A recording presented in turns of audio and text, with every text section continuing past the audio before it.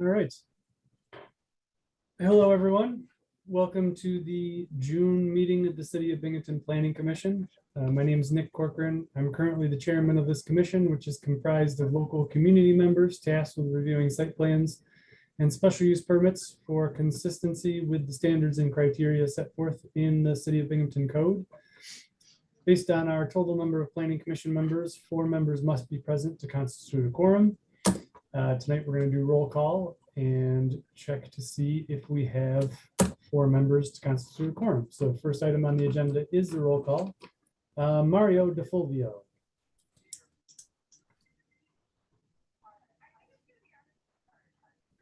Mario is not joining us today. All right, Mario is absent. Paul O'Brien.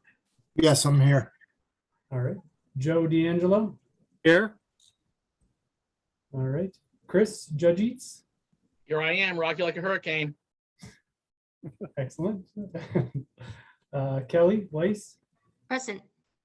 All right. And Manny Priest. Here. All right. And I'm here, so that makes 6 members, which means we do have a quorum and can proceed. All right. Second item on the agenda would be approval of minutes. Tito, any minutes to approve? No, but I will remind the public that the recordings are available upon request. All right. So the full meeting recordings are available. All right. Fantastic. Actually, this is probably a good time to point out that this meeting is being conducted in accordance with Chapter 1 of the laws of 2022, which in part authorizes this public body to meet and take such action authorized by law without permitting in-person access to meetings, and authorize such meetings to be held remotely by conference call or similar service, provided that the public has the ability to view or listen to such proceeding, and that such meetings are recorded and later transcribed. This act shall expire and be deemed repealed upon the expiration or termination of the state disaster declared pursuant to Executive Order 11 of 2021 and any extension or modification thereof. So to listen to the meeting audio via phone, you can call 929-205-6099. Or you can go to the Zoom meeting and watch or be a participant through shared screen. Tonight, during our public hearings, commenters may call into the planning department to comment. Phone number for the planning department is 607-772-7028. And we'll talk about that when we get to public hearings. All right. I think we have to stall for 1 minute until 5:20 because our first public hearing is listed to start at 5:20.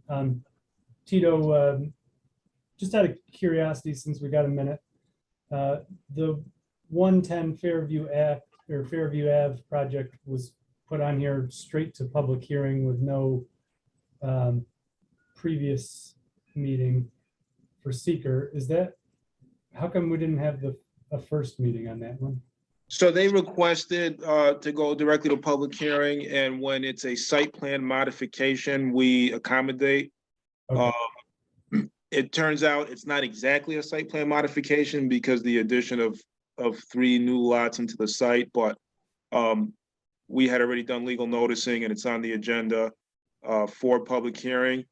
But that doesn't mean that if you feel like you need more information that you have to vote today. You can always either leave the public hearing open or close the public hearing and table it until next month.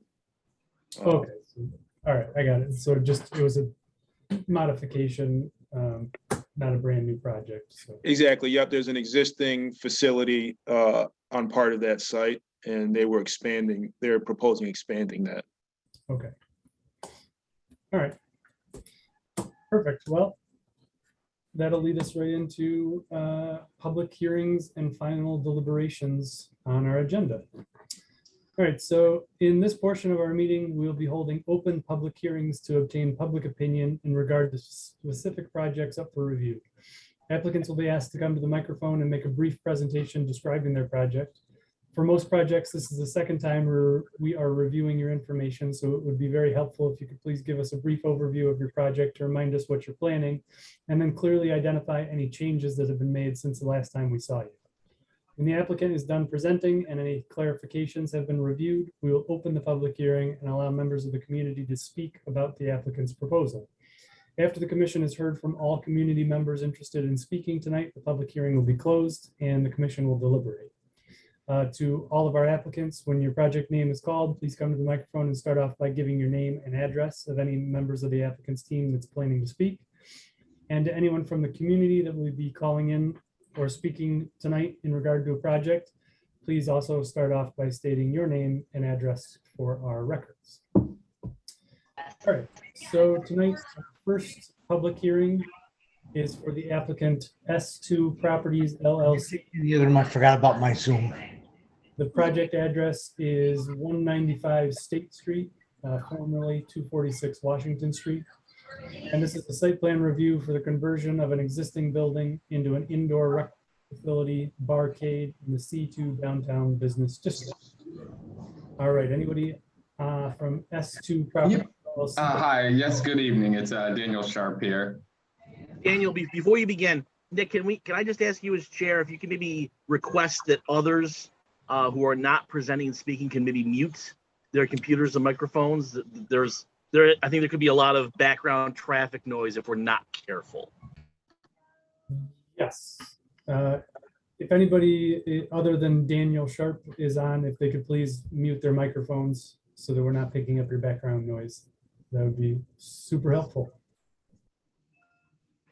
And Tito, I don't know if we have the ability to do that from your side as well. Who am I muting? Everybody that's not talking. Okay, yep, I can go down the list, yep. All right, perfect. All right, Daniel, welcome back. Thank you. Good to be back here. That time flies here, so. All right, can you just give us a brief review of what Sure. you're planning to do and let us know if there's been any changes since the last time we saw you? Absolutely. No changes since the last time we spoke here, but the plan is to take formerly 246 Washington Street, the Bob Crow Auto, and converting it into an arcade that, I think, should jive very nicely with the arts district here. But the project, should hopefully complement that area pretty well. So. All right.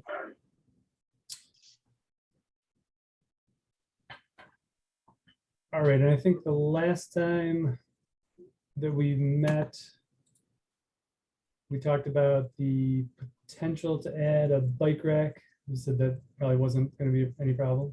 Yeah. Oh, yeah. Absolutely. And I know I'm not sure if you have it there or some of there was a render I had as well as kind of like a better exterior that showed the patio expansion where it was fenced in and the lighting that would connect Washington to State Street there. I'm not sure if I see it in this one. It's not in this packet, but I'll take a look. I'll try to find it from the last month's submission. Sure, if it's helpful to email it again, I'd be happy to do so as well. But yeah, as far as like the interior, we're still pretty much fairly the same here. And then the exterior, I believe that would be the only addition would be the bike rack, which I think we were looking at potentially putting on both State and Washington, since we'll have nice frontage on both sides there. Great. All right, anybody from the planning board have any questions or concerns before we open a public hearing?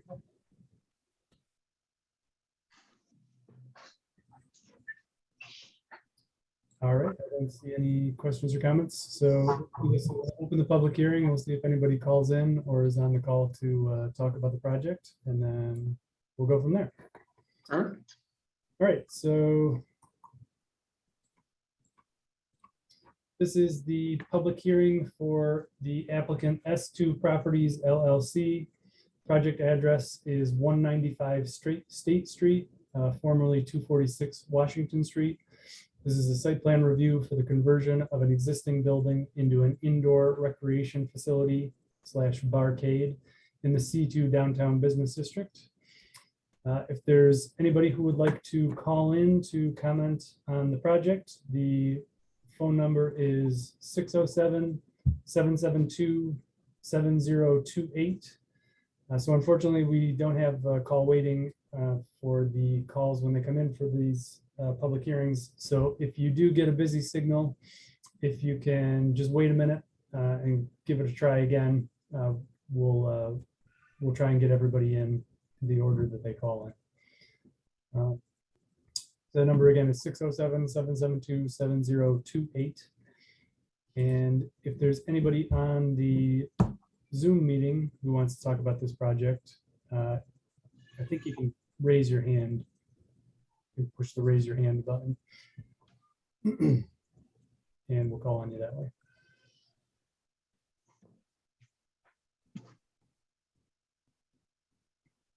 All right, so nobody's raising their hand on the Zoom call, so we'll wait a minute and see if anybody calls into the planning department. We do have Anthony Mazza raising his hand. I'm not sure if it's for this project. One moment. Okay. Where do you go? Oh. He's no longer on the list. He's right there. Oh, so there he is. Okay. Mr. Mazza, are you commenting? Project? Yeah. Oh, boy. Mr. Mazza, Yes, can you hear me? I can hear you. Yes. Which project are you looking to comment on? Well, the problem is you haven't identified yourself. You haven't identified who's out there, and I didn't know whether or not I could talk to you. I'm not commenting on this project. I raised my hand before, and I wasn't sure if I was connected. I'll gladly unraise my hand until such time as you discuss the project on Clapham Street, all right, and East Street. So I'll do that and wait until you discuss that, all right? Okay. Thank you for your help.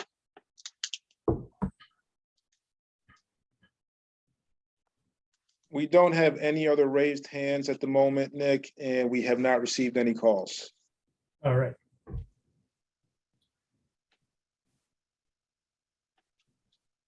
We'll give it just a couple more seconds.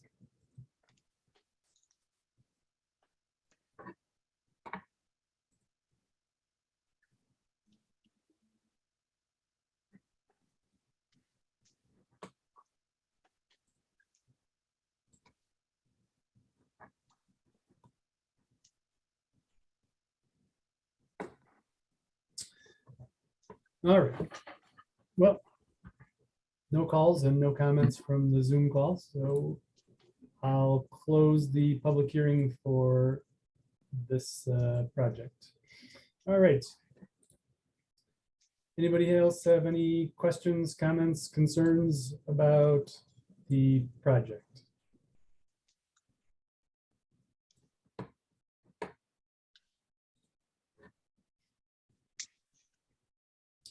All right, I don't hear any questions or comments, so I'll make a motion that the requirements for the, The only thing I would ask is when you do the seeker analysis, there's I believe there's a historic structure next to the lot. Just factor that in. I don't think it has any great weight, but just take that in if you do the seeker. let's see, Brian, this one is listed as a type 2 action for seekers, so we weren't going through the checklist. No, that's very good. Just do the type 2 and go forward. All right, so I think at our last meeting, we identified this as a type 2 action, so that no further action for seeker is required. So I'll make a motion that the requirements for the site plan review have been met.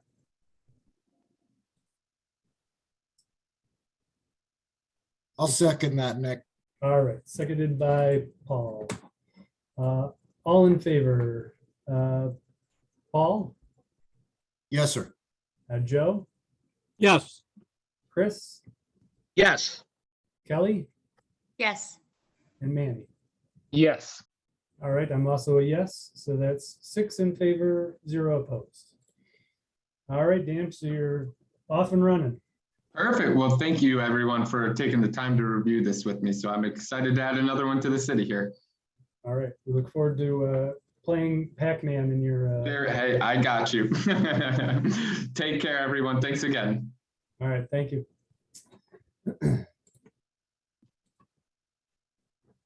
All right.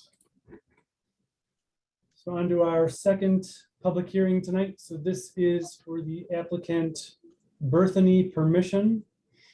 Project address is 350 Main Street. This is a site plan review and special use permit to establish a convenience store in existing commercial space in the C1 Service Commercial District. Is there anyone on from the 350 Main Street project? Hi, this is Kyle Weeks. I'm representing Janice Anderson Architects, which is working with Bertoni Permission on this project. All right. All right, so I think at our last meeting, we got an introduction to the project. Can you just give us a brief review and let us know anything that's changed since last time? Yep, I think there's really no changes from last time, just maybe a few further clarifications that were asked for during the meeting. So Bertoni is a tenant of 350 Main Street, which is owned by, oh gosh, Pacemaker Steel. So it's an existing commercial space, 1 story. And what he is proposing to do is partial use as a convenience store, partial use as a restaurant. So basically just dividing the existing building in half, all interior alterations, no proposed exterior alterations other than the fact that he is considering adding bicycle parking and a landscaped area. You know, right now there is a lot of, you know, the site is fully impervious surface. So he is looking, that is something that we discussed with you guys and with Tito, that would be a nice addition to the area. So that is something that he is looking into. But he does need a special use permit for the convenience store that he's looking to operate. There are no parking requirements in the zoning code for operation of a convenience store, but it was asked if he is allowed to use the adjacent lot that's immediately to the west. I don't have anything in writing, but I know that he has confirmed with the owners, Pacemaker Steel, that that lot is fully open to him for anything, for people to park, for deliveries. So I think that was a question that had come up. And then also the fact that that is where his trash storage is. It was confirmed that that is the location of his dumpster. So we've indicated that on the site plan now. And again, I don't have anything in writing, but that is fully part of his agreement with Pacemaker Steel as the tenant there. I think that's pretty much it. All right, that sounds good. So in between last meeting and this meeting, we did get 239 review comments. And they had quite a bit to say about the parking in front of the building. Great. Do you have copies of those comments? Yeah, we did receive it. We did have a look at it. And, you know, I think that's something that was kind of alluded to when we had the meeting a month ago as well. You know, I mean, maybe people have more to say to that, but I guess what I would just say is, well, number one, the site is fully, it's existing. It's what was inherited. It's not that, you know, this isn't something recent. I'm pretty sure this is something that's existed for a long time. As I mentioned, Bertoni is a tenant here. He is not the owner of this property. He's just someone that rents and is looking to operate his 2 small businesses there. And then I guess I would also point to the fact that for the use that we're coming to you guys for permission for the convenience store has no zoning code parking requirements. So I don't know. I guess those are my only sort of reactionary comments, because I totally understand what was contained in those documents that were sent over to us, you know, about the curb cut being longer than is typically allowed. And the fact that you do have the parking that requires you to back out over the public right of way. But again, like I said, it's like, that's an inherited condition of this site. Nick, really quickly, can everybody see the drawing? Is that Yes. showing on the shared screen? Yes. It is. Okay, all right, I just wanted to confirm that. Yes. Yes, Tito, it is. And the other question I had is, what were the results of the 239 L&M? Did they recommend, or did they recommend denial? They said there was no significant countywide impact, but as Nick pointed out, they did have concerns about the parking arrangement. And I'd just like to point out that while the applicant is the tenant and they probably don't have, I mean, they definitely don't have the authorization to build new curb. If the planning commission was concerned about it, it could be, that could be narrowed with something sort of more temporary, like a planter that's like the type that's being proposed on the east side of the lot there.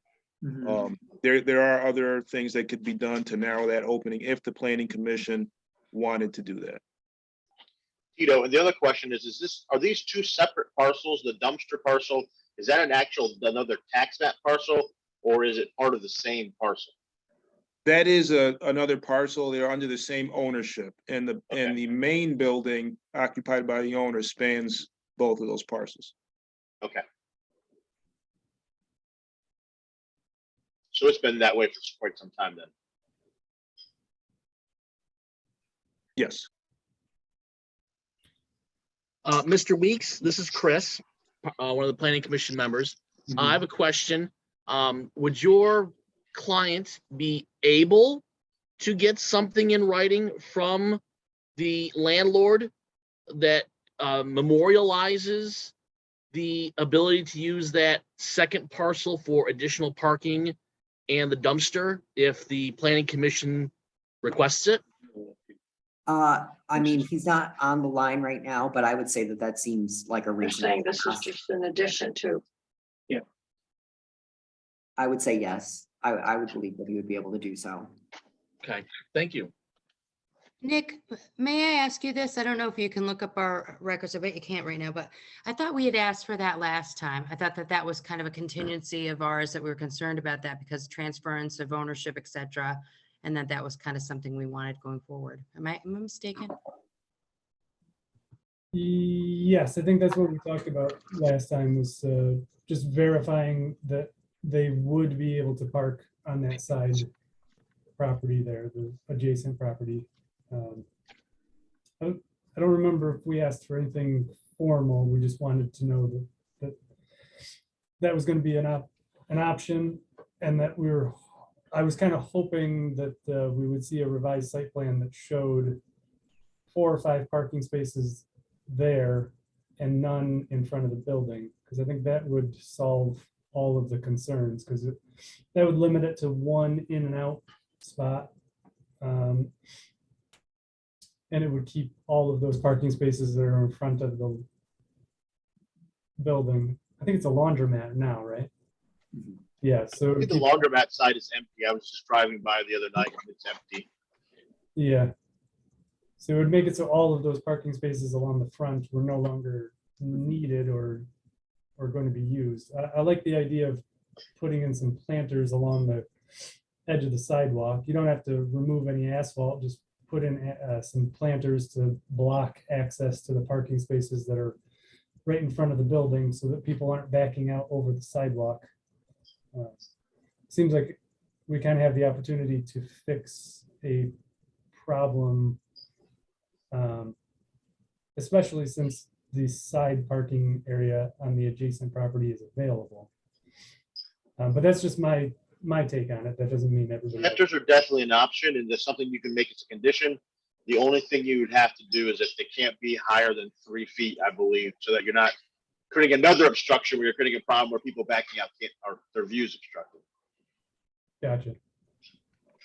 And also the condition of parking on the neighbors or having the dumpster over there, those can be conditions of approval as well. You have those authority to make that condition of approval. Brian, may I ask a a technical procedural question. Sure.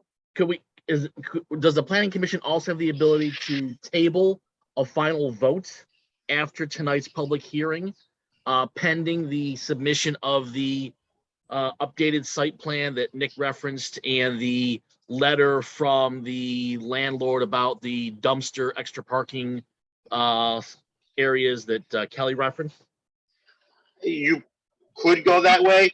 In my experience, it's generally more along the lines of we will approve with these conditions and there'll be no building permits and the use can't continue until these things are satisfied. Okay, thank you. And Chris, the way that works is that the planning staff would not release the decision letter to the applicant or the building department until we get the revised plans.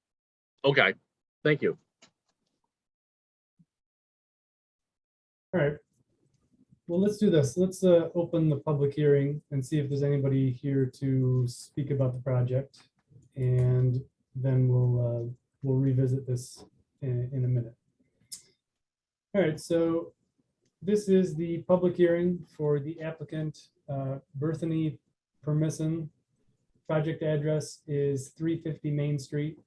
This is a site plan review and special use permit to establish a convenience store in an existing commercial space in the C1 Service Commercial District. If anybody would like to speak about the project, the phone number again is 607-772-7028. Or if you're on the call, on the Zoom call, if you want to raise your hand, we'll try and call on you. Nick, throughout the afternoon, we did get several calls in favor of the proposal. We got a call from Alex Pine, Mamadou Toure, Julius Time, Silas Gabriel, and Brutus Charles in favor of the proposal. And we did get one email in favor of the proposal as well. Okay. The general comments were that the type of cuisine and groceries offered here are not available elsewhere in the region.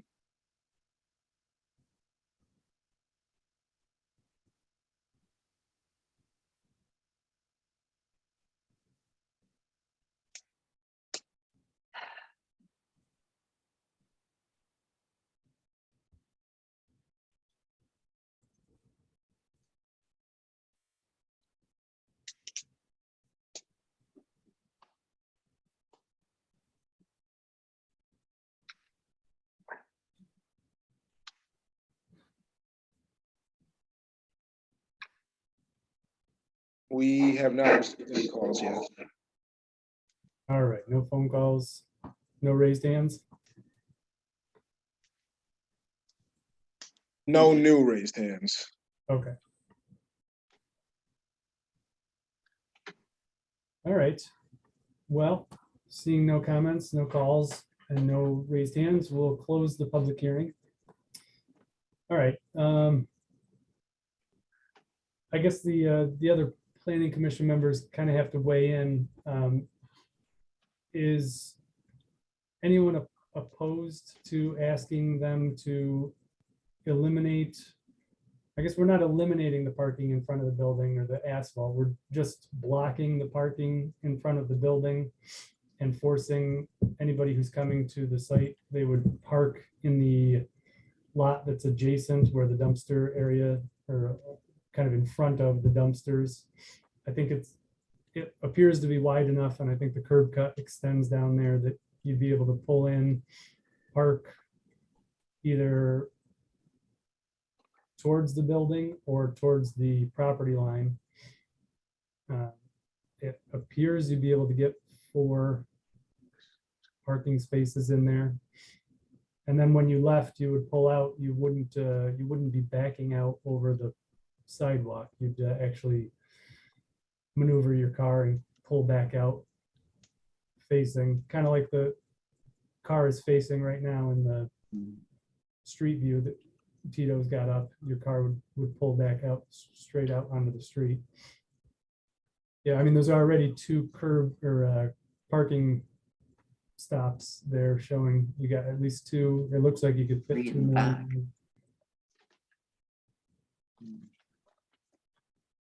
And so you can see right now, so the DOT commented, well, I'm sorry, Broome County commented that these parking spaces in front of the building don't meet the current Binghamton code because people who are parked there, when they have to back out over a public sidewalk straight onto a New York State DOT road, which is not ideal. So I'm just spitballing here, but if they were to put planters up in front along the edge of the sidewalk there, it would block people from being able to park in those spaces in front of the building. And then open up where Tito's got it shown now, open up 4 parking spaces there. People would get out, they'd walk over to the building. Kyle, does that seem like something you guys would be able to do, or is that gonna be a major problem for your client? I mean, it seems like a very reasonable request. Okay. And I know that Bertoni is extremely anxious to make this project happen. So I'm sure that he would be very open to doing that if that's what was required. Yeah, I don't know. Again, he's not here to comment, but I would say that we would highly encourage him to accept that if that was a condition of getting the approval today. Okay. And we would help him to show that on any necessary drawing. And also we could arrange for that letter that you guys want, just with an acknowledgement from Pacemaker Steel that they are able to fully access and use that west lot that's next to them. All right. I would feel great going forward with that. Okay. I support that. I'm sorry, this is Joe. I just have one thought. Do you have to bring closed care into the discussion at all? Because of the way they're building, their parking is in front also? I mean, if you're gonna change the parking in front of the store and closed care is right next to it. Joe, I think that's an old photograph. Yes, it is. That Okay, close care is no longer there. That space is empty. And I believe that what Mr. Weeks was saying is that Mr. Can't pronounce his last name. Permission is actually controls both sides of this building. okay, thank you. That's correct.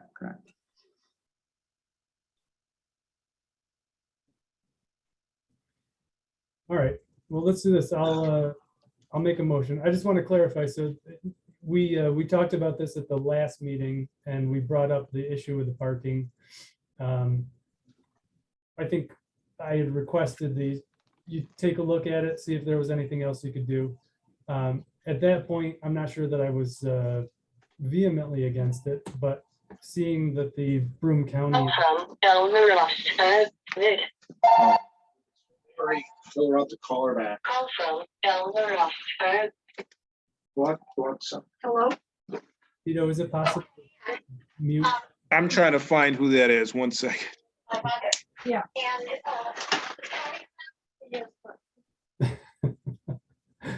Okay, we got it. All right, perfect. Yeah, since we got the comments from Broome County,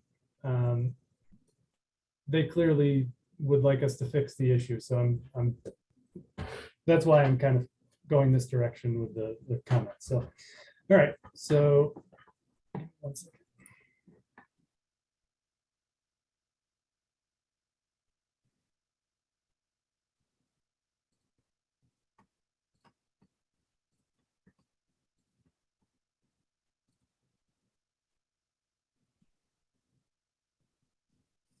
All right, so this was a type 2 action under seeker, so no other environmental review was required. We made that motion at the last meeting. So I'll make a motion that the requirements for the site plan review and special use permit have been met, conditional to a revised site plan being submitted that shows the installation of a barrier, preferably a planter or planters across the front of the building so that parking is discouraged, or you can't access the parking spaces, the existing parking spaces that are in front of the building. And formal parking spaces for the project are shown on the property that's just west of the subject property, on the same parcel where the trash storage is shown on the site plan that we have in front of us. And I'll also add to that because parking is not required, if you did not want to provide the parking, you don't have to, but the spaces in front of the building still need to be blocked off in some fashion to discourage or prevent people from parking along the front of the building in the non-code compliant parking spaces. With the parking in the west lot, is the expectation of the planning commission that those spaces be striped, or is kind of what you saw in that image enough, just sort of indicating it with those concrete barriers, like parking here, here, and here? And then I guess what I would also want to do before submitting the site plan is just look at the dimensional area, like, do I have enough aisle space, and do we have enough for, you know, what Binghamton zoning code calls a compliant parking space? So I guess, yeah, the question is, does it need to be striped? That's a great question. Because again, there is no parking requirement for this Yeah, project.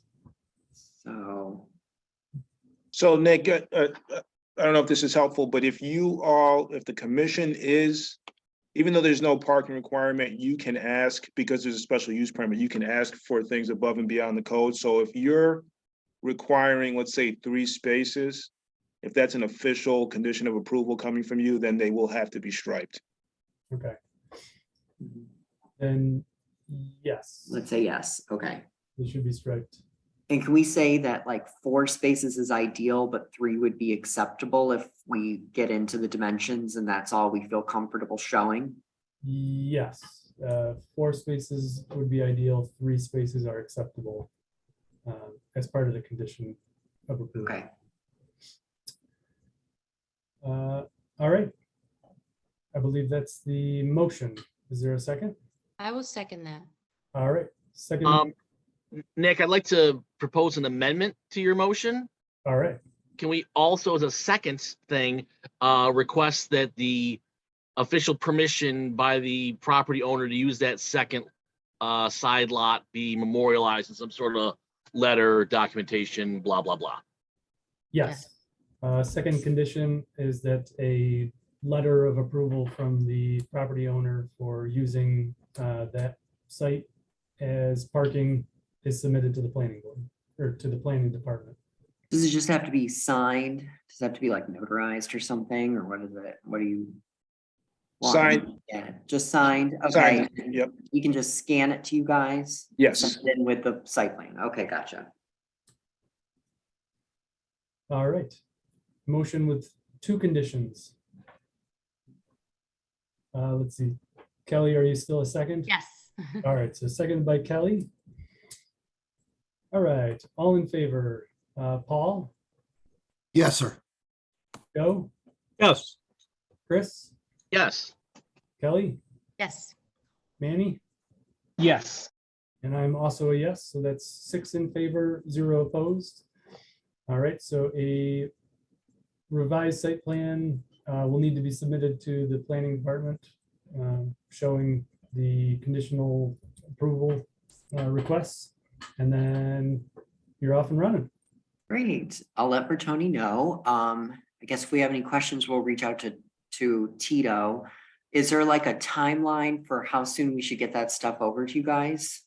I guess as soon as he wants to get moving with his project. Right, yeah, Advantage. he just wouldn't get an approval letter until we have those Alright. materials, so. Great. Well, thank you for working with him on this. I know just from talking to him, it's really hard being a small business owner. So, but it sounds like what he's doing is really appreciated by the people in the neighborhood. So, thanks for working with him on that. All right.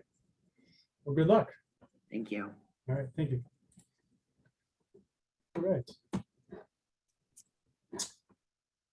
On to our next project. So our next public hearing and final deliberation tonight is for the applicant Amicus New York LLC. Project address is 15 Seminary Ave. This is a site plan review and special use permit to construct a new 2-story dwelling with 2 5-bedroom units in the R2, 1 and 2 unit dwelling district. All right, anybody on for 15 Seminary Ave?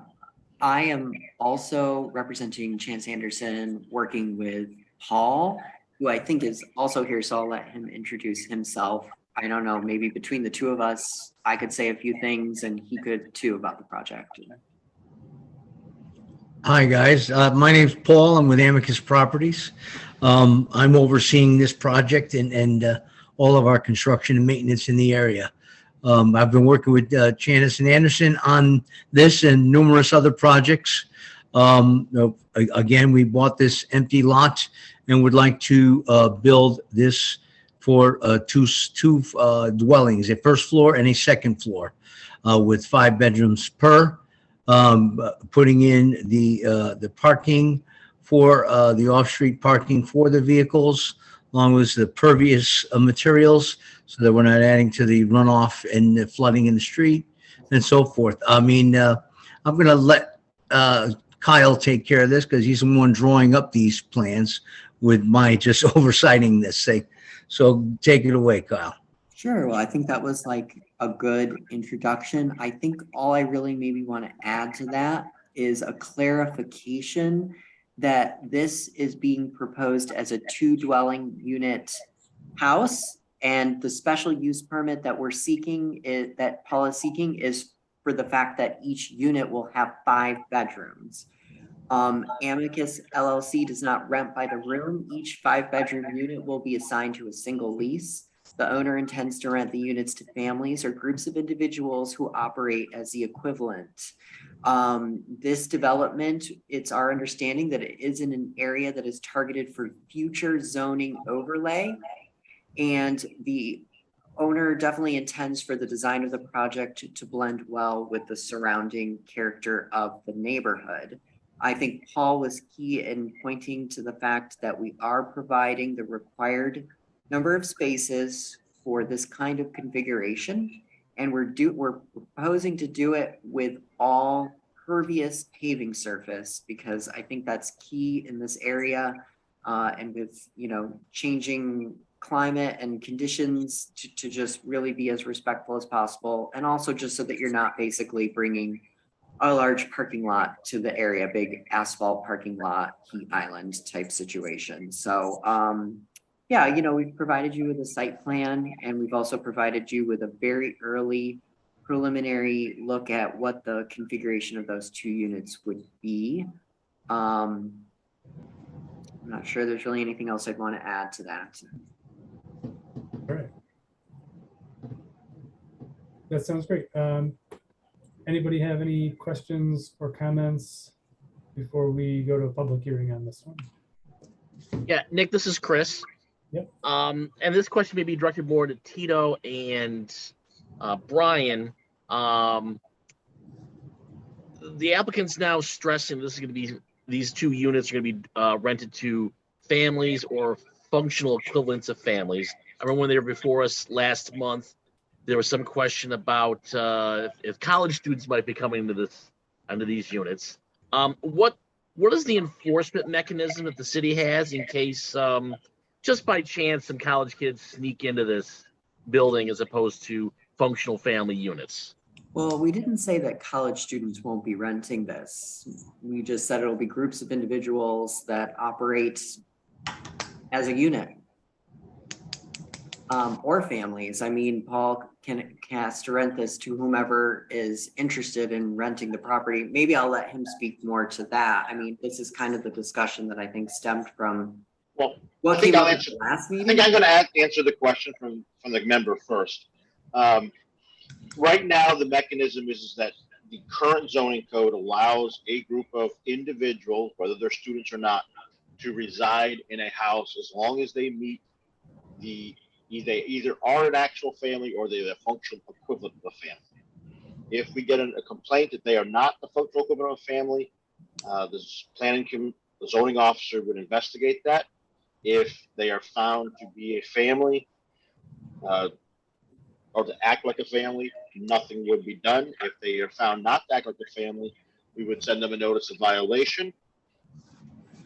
My experience is that either way we make a decision, either the person who complains or the students will bring an action asking it to be heard by the zoning board to determine that, make a determination. And then there could be litigation after that. The zoning board has to consider whether they do or do not meet the definition of what the evidence was. And they review the zoning officer's determination. Okay, and I respect that and I understand that.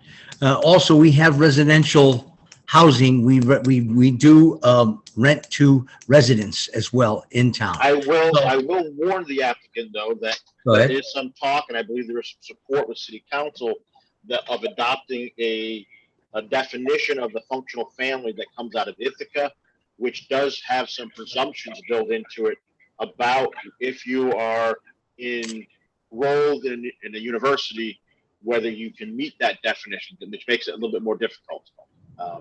And of course, each group that moves into your units will be subject to the new, either this law that's currently on the books or there's a new law. So it's not like, you understand, I think, Yeah. the way you're nodding your head, you understand what the risk is. Absolutely. All right. Does that answer your question, Chris? It does. I've got concerns, but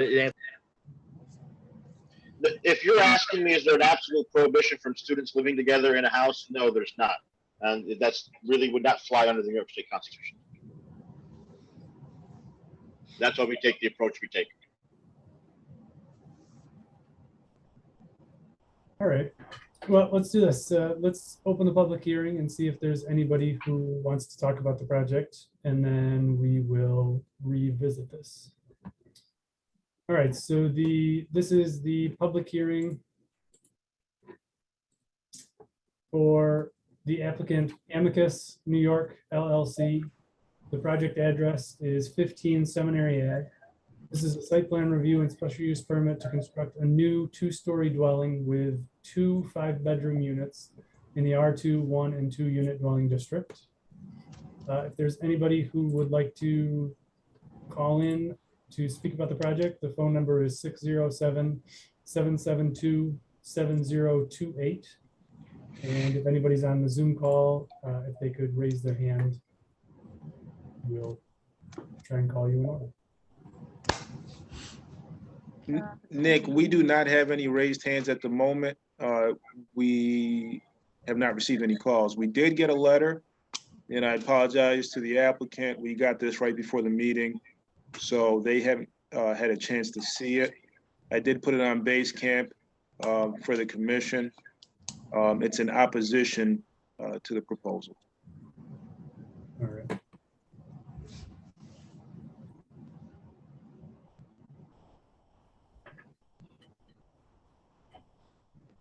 Peter, can you scroll to the bottom?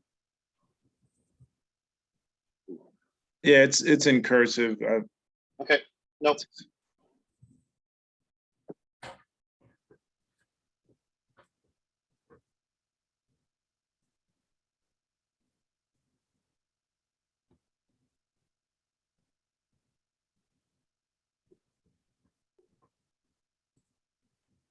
Nick and Tito, while we're waiting for possible people to call in or raise their hands, I will say, if you scroll down to the bottom of this letter, the signatory, while I can't read the cursive of the last name, it looks like the first name is Marlene.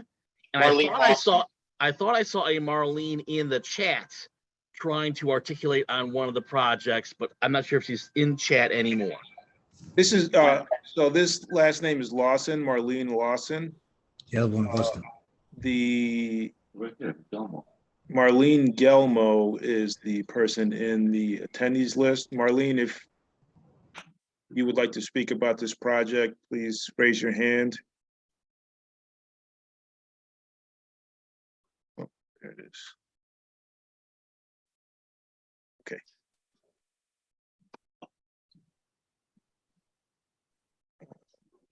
It does not work because she's using an older version of Zoom. I would have to promote her to panelist. Nick, if you have no objection, I'll promote her to panelist. Sure. Marlene, can you hear us? You're muted. Okay, am I unmuted now? Yes. Hi, okay. I had inadvertently joined the conversation, not aware of where you were in the project. So I need to remove my name from, or objection from that earlier conversation. I am really here to voice concern about the last one, the one on Fairview Ave. Okay. So with, I'll jump out. Okay, Okay, thank you. sure.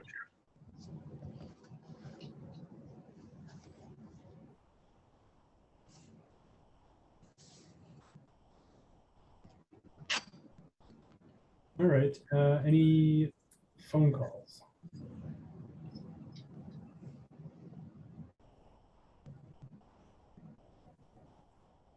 Nick, if it's helpful, I can read just the questions from Marlene's letter. That would be, yeah, very helpful. Okay. So one, are there other rooms in the plans that are not listed as bedrooms that could be used as such?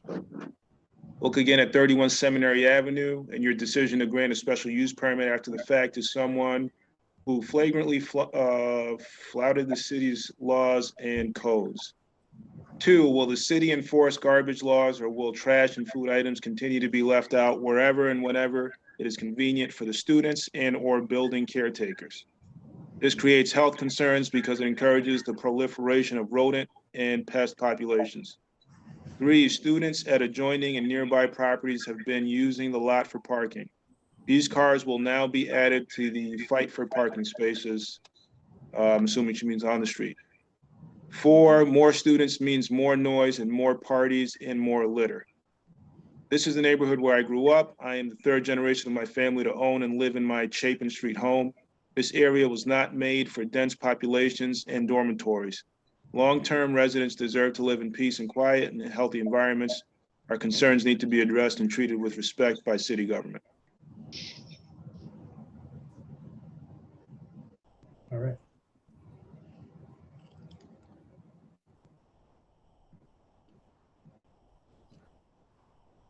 All right, well, seeing no other phone calls and nobody else with their hand raised, we will close the public hearing for this project.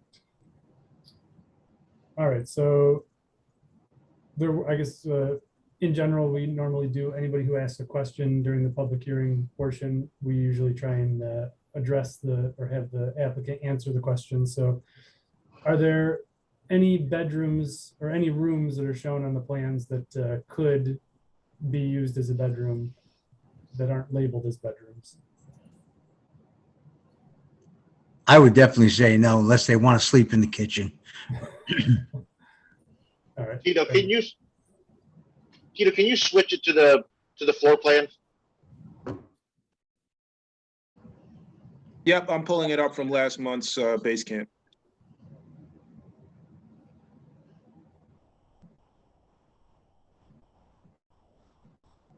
That would really answer the question, I think. Right. It is a tight lot. It's all of those 5 bedrooms actually fit in there with the living space and your kitchen, basically all in one.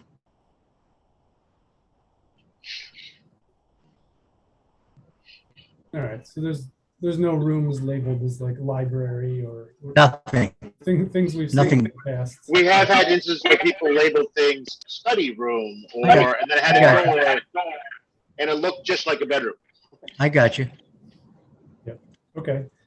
Well, there was a comparison to 31 Seminary, but I assume you don't own 31 Seminary yet? No, not yet, but you are correct on yet. Okay, Who knows? Who knows what's coming? all right. And then so there's existing people parking on this parcel, is that right? Or We let one kid park over there because he does some type of selling products and he has a trailer. And I said, you can leave it here for now. He has a trailer. It's a side job that he's doing while he's going to school. And he had no place to park a trailer. I said, I've got an empty lot. Go ahead. You can continue to park it until I go ahead and have it. So that's the only thing that's being parked on my lot. Believe me, I know everything and where everyone and whose car belongs on what properties. okay, so new building goes up, there's one extra car out on the street and From next door, correct. from next door and 6 cars behind the building in the parking. And then you've got the long driveway for snowstorms. If anybody else needs to park in there, you could back them up back to back. But you see how long that driveway is. It's as long as the lot. The parking is clearly in the back and you've got that long run from the street up to put them nose to nose. And during a snowstorm, of course. Okay. All right. All right, any other questions or concerns?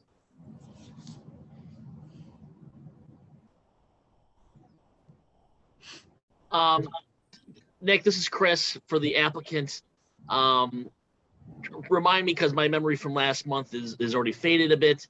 What is the trash situation? Is there gonna be some sort of a dumpster at the on site, or what's gonna be happening with trash? Since that was also brought up in the letter that was read at the public hearing. Well, just like our other units, they have that spot right there for the trash pails in the back. But we have a crew now that I've hired to go around to all our properties and take care of the trash, because this blue bag system and your yellow boxes don't work very well in town. I hate to say it, but if they blow out, people pick through them, the vagrants that walk up and down your streets. So I've hired a crew to go around and pick up garbage on all our properties. They go up and down the streets because we have 10 houses on this street, 12 houses on this street. So it's behooved me to take care of our issue with trash. So I have people that take the trash out the day it needs to be taken out, and or I've got the boxes from Taylor and or dumpsters at our bigger units. Believe me, this is one thing I do not want is bugs, rodents, trash being, I don't know if you've noticed some of the stuff that we've done, pulled and repaired porches that are falling off these houses. We're trying to bring these homes back and back to good use and looking very good. We're trying to build a premium residence to be able to live, whether you live in the city or you work in the city or you go to school. It's a rental investments, and we build a nice piece and we straighten them right back to where they belong, so that I would live in these homes is our game plan. All right.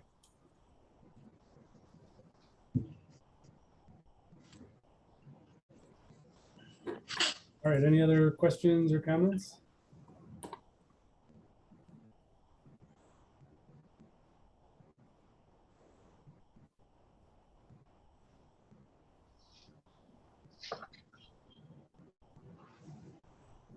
All right, if there's nothing else,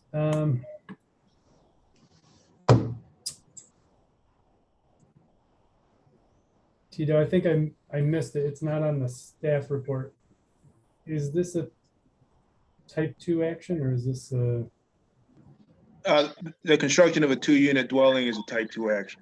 Oh, great. So no further environmental review is required. And we must have made that determination at the last meeting. All right, so I'll make a motion that the requirements for site plan review and special use permit have been met.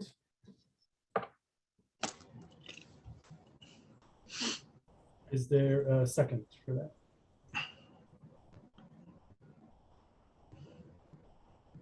I'll second it. All right, second by Kelly. All right, all in favor? Paul? Yes. Okay, Joe? Yes. Okay, Chris? I'm a no. All right. Kelly Yes. and Manny. I am a no as well. All right, and I'm a yes, so that's 4 yeses and 2 opposed. Brian, is that enough? 4 is enough. 4 is enough. Yes. All right. Well, there you go. You're off and running on this one too. Thank you, everyone. All right. Thank you. Thank you. All right. On to our next public hearing and final deliberation. So this is for the applicant Dioki Tikasing. The project address is 197 Main Street. This is a site plan review and special use permit for a 6 sleeping unit congregate living facility on the ground floor of an existing building in the C1 Service Commercial District. Is there anyone on for the 197 Main Street project?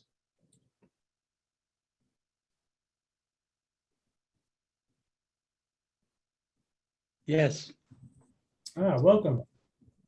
thank you. All right, if you could give us a brief description of what you're planning to do. We bought this house in 2012, which had 6 units on the first floor. We did not change anything. All we did is just TLC. And one of the rooms we put a bathroom because it's used for clients from Catholic Charity. So one was a walker. He was entitled only to having his own bathroom, walk-in shower. So we created that for him. But other than that, everything is just as we bought it. We are living on the second floor. I have 2 bedrooms on the second floor. But on the first floor, there are six bedrooms. We're hoping it would be approved for it because we bought it like that in 2012. All right, so you're saying that you're just coming in for a retroactive approval for how the building already is? Yes. Okay. Tito, do you mind if I ask, did this get flagged for some reason? So they requested a zoning letter, and then when the zoning officer does his research, he'll check and see if it's a legal use or not. This property did not have approval for congregate living in our records. And so in order to get the zoning letter that the applicant wants, he has to first legalize the congregate living on the first floor. Okay. Our records show it as a 2-family. And so there is a dwelling unit upstairs that's occupied by the property owner. And the first floor right now is being used as congregate living for Catholic Charities. Okay.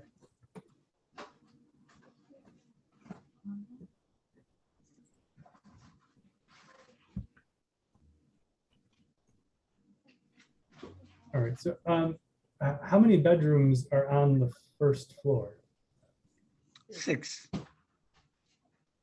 6 bedroom, 3 toilets, and 1 stove, 1 kitchen. Okay.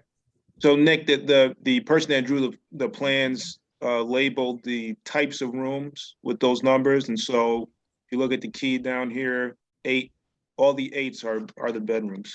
Gotcha. But there are only 6 of them.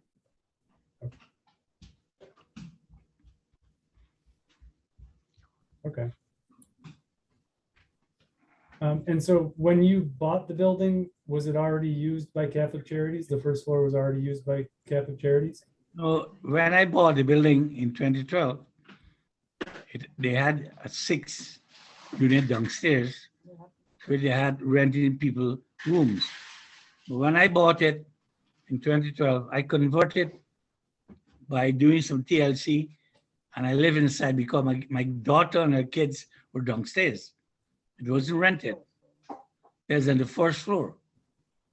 So my children were here, and we had no problems with rental. But after they migrated to relocate to Florida, they have these tenants, individual tenants that they get from Catholic Charity.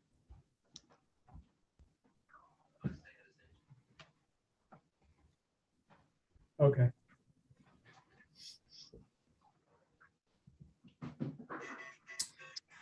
All right. Anybody else have questions about this?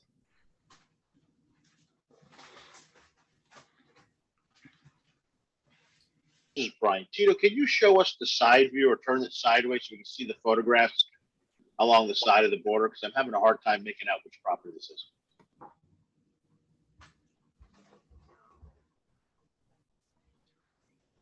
Brian, this is the property just to the east, or if you're looking at the building just to the left of the florist on Main Street. I don't know. John's Florist? I don't remember the name. Was it? Well, Okay.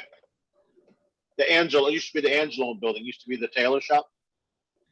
yes, next door. The tailor shop is to the left of the applicant's building. The florist is to the right. Okay, very good.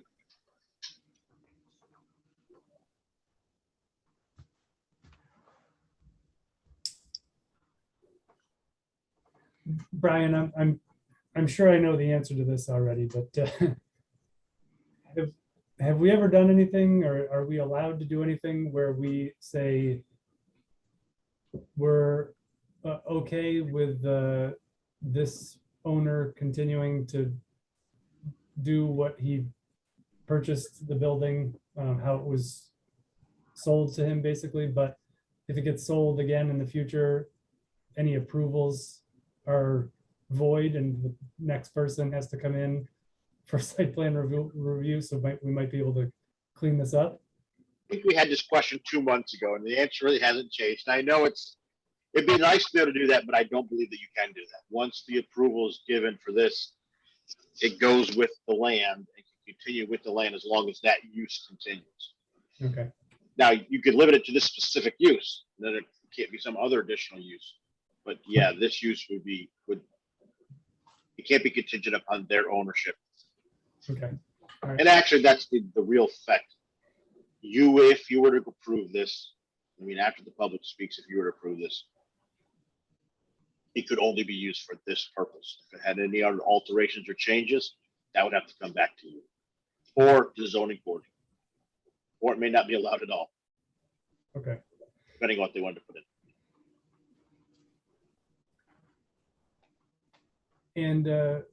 And 6 bedrooms, that meets the current code for this location, 6 bedrooms in 1 unit?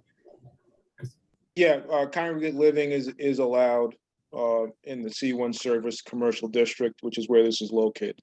Okay. All right. And Nick, I think to answer your question, I don't think we don't have something that limits the number of units you can have in a particular space. You simply have to meet the state requirements of how many square feet to meet a bedroom. Okay. Which is not that big, as I'm sure you're aware. Yeah. I'll just Actually, add, insanely small. I'll just add to that we do have a cap of 10 bedrooms or sleeping rooms for congregate living. Okay.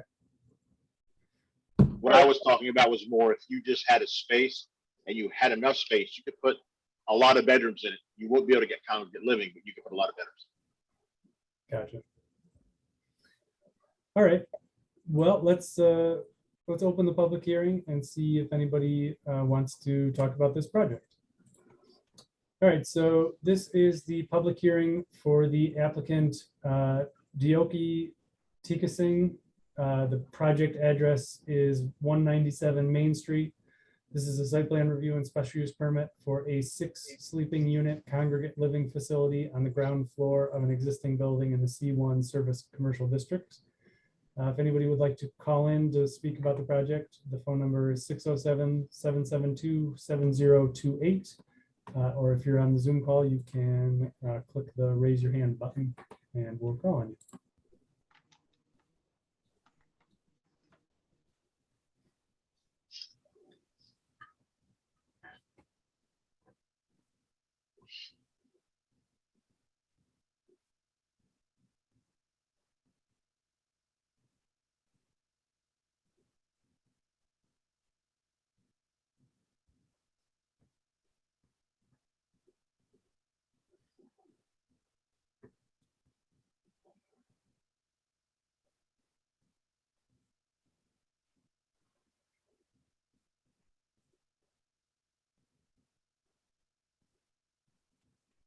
Nick, we don't have any calls and no one is raising their hands or speaking in the chat about this project.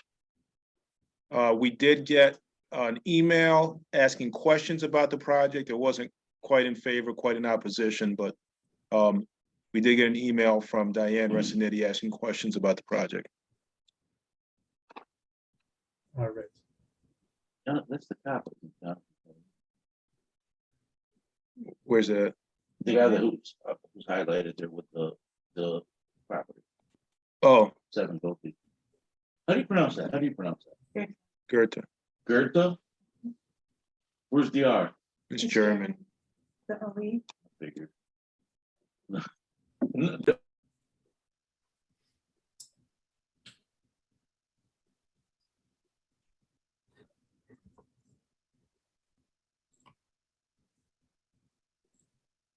All right. Well, see no phone calls and no raised hands. I think we'll close the public hearing. Does anybody have any other questions or comments for the applicant?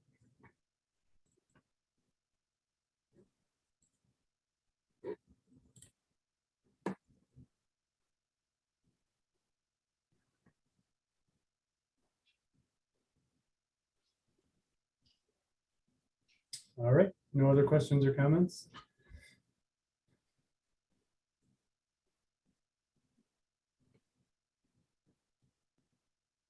All right, I'll make a motion. I'm gonna roll this all into one motion. I'll make a motion that the proposal involves the reuse of an existing residential building, which is a type 2 action, and that no further environmental review is required. And that the requirements for site plan review and special use permit have been met. Nick, sorry to interrupt. If I could just add really quickly, parking space number 7 is not compliant. It's not necessary to meet their parking requirement. And so I'd like to ask the planning commission to ask for a revised site plan with that space removed. All right, I'll amend my my motion to be conditional upon a revised site plan being submitted that eliminates the non-conforming parking space 7 on the site plan that was submitted. All right, is there a second? I'll second that, Nick. All right, seconded by Chris. All right, all in favor? Paul? Yes. Joe? Yes, sorry, I had to unmute. Chris? Yes. Kelly? Yes. And Manny? Yes. All right, I'm also a yes, so that's 6 in favor, 0 opposed. All right. So you have your approval.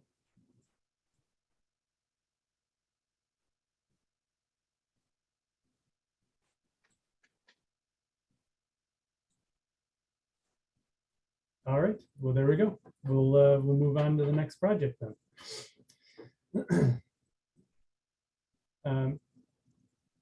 Mr. Singh, you probably want to talk to Tito tomorrow, just to clarify revised site plan that's needed, but you Okay, get your approval. Thank you. All right, you're welcome. Thank you.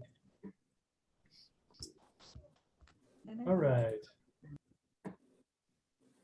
On to our last public hearing and final deliberation. So this is for the applicant Fairview Recovery Services. The project address is 110 Fairview Ave, as well as 14 to 18 Clapham Street. This is a site plan review for the construction of a 20-bed social services building on an existing social services campus in the R3 residential multi-unit dwelling district. All right, anybody for the 110? Actually, Nick, this is Chris. Before we start, Yes. I had a conversation with Brian earlier this afternoon. I actually live within a 5-minute walk of this proposed site. So in conversation with Brian, I'm going to recuse myself from both discussion of this and the eventual votes because I live so close, I might not be seen as impartial. All right, fair enough. All right, anybody on for the 110 Fairview Ave project? Yep, this is Sarah Campbell. Hello, Sarah. Hi, how you doing, everyone? Doing good. Sarah I'm Ken Campbell. Gay. I'm Ken an Gay attorney. from Keystone Associates as well. Yep. And also we have Patrick Haley, the Executive Director of Fairview Recovery Services. Hi, thank you. So as you've indicated, this is an application for the demolition of an existing administrative building and construction of a new 3-story building at the Fairview campus. There is a residential component on 1 floor and 2 floors of administrative offices. This will replace a facility that's currently in use on Court Street. And I think I will turn it over to Ken just to sort of walk us through the site plan. Thank you, Sarah. As you'll see, the new building is located on the northern portion of the site. And as Sarah said, it's a 2/3-story building. On the eastern side, it is a 2-story elevation, and on the south side, facing the remainder of the campus, is a 3-story facility to take advantage of the grade change there and to utilize the building as a retaining wall there. We propose a upper parking lot located off of East Street. 25 spaces there will be included there. And then the lower lot is an existing lot. And as Sarah mentioned, the existing facility will be removed and a larger area for additional parking will be provided in this southern lot, kind of off of Merrick Street and the corner of Fairview Avenue as well. So I think if I'm not mistaken, Ken, we will be adding additional parking as a result of a net additional parking. Is that correct? That's correct. I think around 29 spaces. Yeah, there's 25 in the upper lot, which doesn't exist now. And then there will be about 6 additional ones at the lower, depending on how we configure that area. Right. I know, Tito, that you also prepared a site plan, or I'm sorry, a staff report based on your preliminary review. We've made some modifications and submitted those to you last week. Those involve the inclusion of landscaping and fencing, some labeling to the plan, a lighting component. I know that we are looking for some guidance in terms of the type of and length of fence on, I think it's in the, where are we looking for that, Ken? On Clapham Street. Oh, on Clapham Street, yeah. The revised site plan notes a 6-foot privacy fence on the southern boundary of the building. Right, right. And other than that, that's, pretty much it for the site plan component.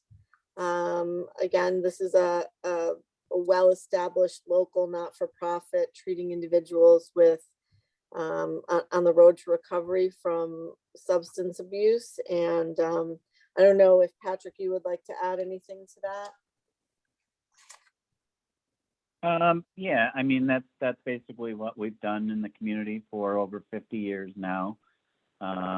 We provide substance use treatment for those that are struggling with addiction. And it would just be a great addition to our campus if we were able to locate the administrative and stabilization building all on the same property that we currently occupy. Okay, I think that's pretty much it. We obviously have agreed to all the issues that the staff has recommended. I did note on the 239 comments, there were some corrections to the full EAF, which we will meet. Some of them are a mystery to me, but we certainly will correct any errors that are perceived by the county. And I think those were the only corrections or modifications. The county did not identify any significant countywide impacts. Okay. So we're happy to answer any questions that you might have or proceed at your discretion. Right. I kind of have a question to start off with. So it seems like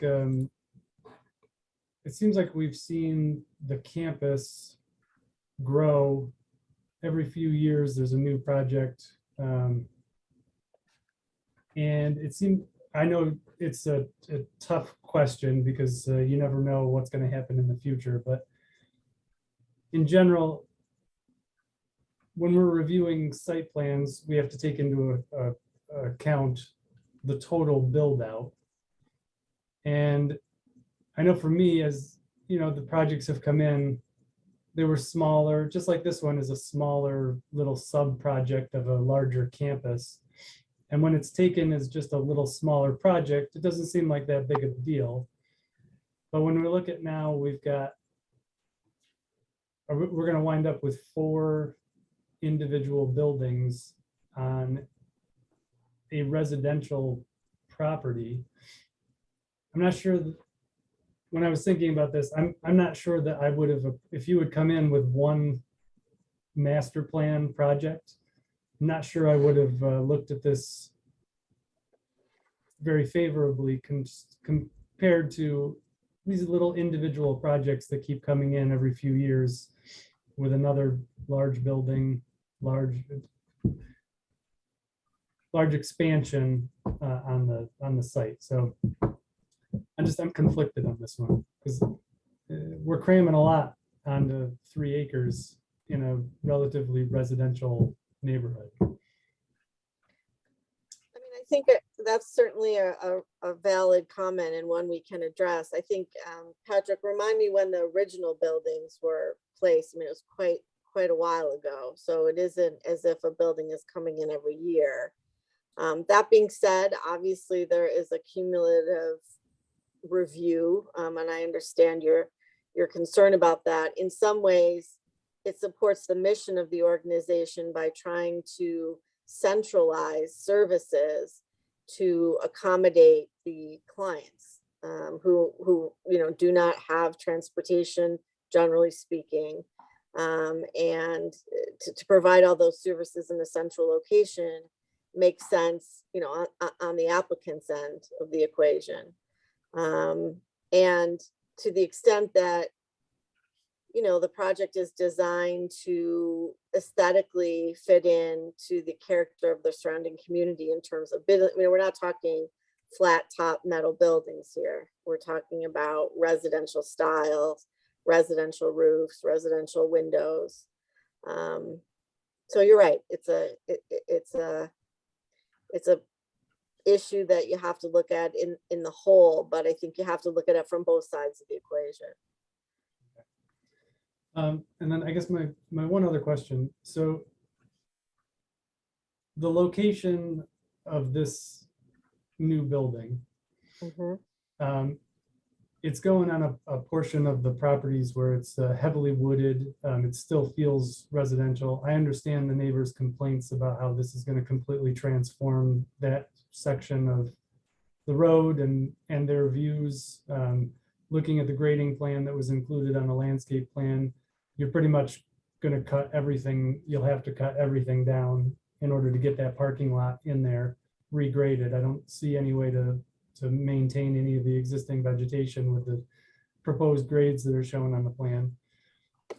Was there So that side is, that section of the sites, that all still feels very residential. But that front corner where, sorry, I forget the streets, where Merrick and Fairview, at that corner, where the existing parking lot is, and the building that's coming down.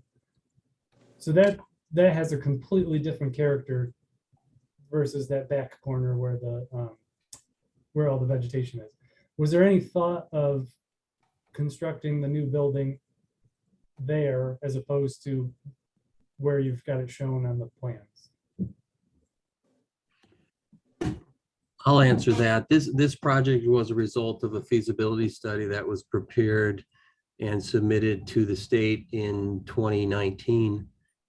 It was not done by my firm, so I can't really answer that directly, Nick. But this was a result of through the OASIS, a state agency, as well as DASNY's review.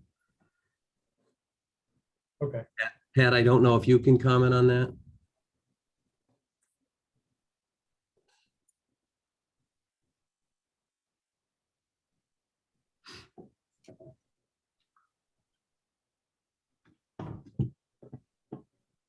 Pat, are you there? Sarah, this is Brian. I don't see his number showing.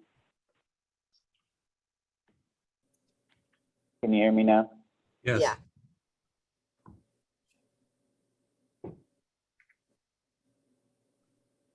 Hello? Hello? I can hear that. Me too. Can you hear me now? There Yes. we go. Yes. Oh, sorry about that. I can't speak to anything more than what Ken said, that there was a feasibility study done. That portion of our property was looked at for this project. And I couldn't speak to exactly the reasons why it wasn't chosen. But we could definitely get you those answers. Okay. Well, I can't speak for everyone else. It just seems like that corner where Fairview and Merrick intersect, since it already looks more in line with having an existing parking lot, having an existing building there.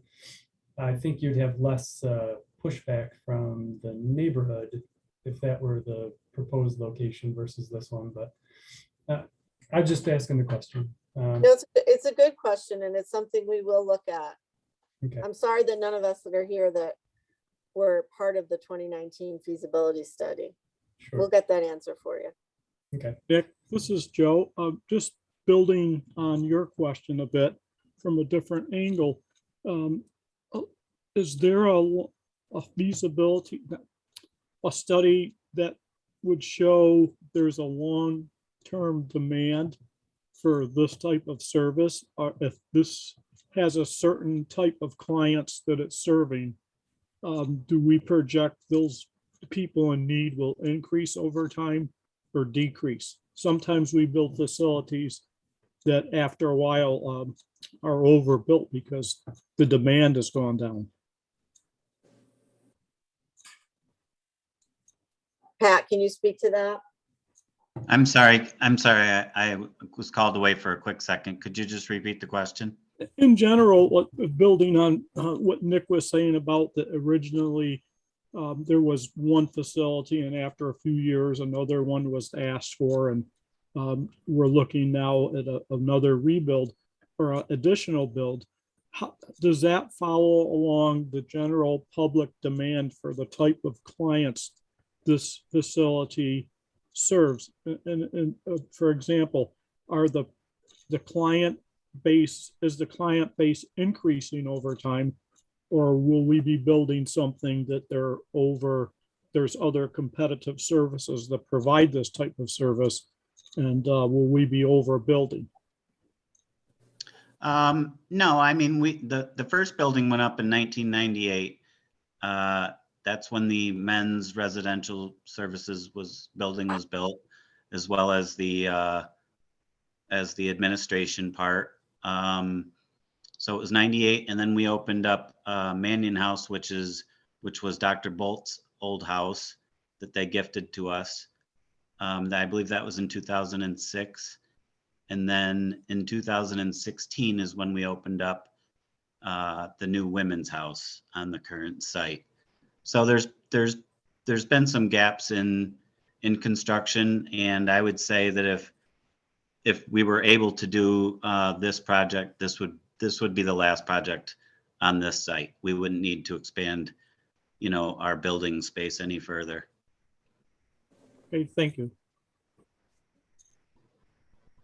And these aren't new beds, these are existing beds. So we're not adding 20 new beds to our agency and to this site. Well, we would be to the site, but we would get the building that's on Court Street, that would be no longer used for this level of care, and that would be then up on this site. So it would just be 20 beds that we already have.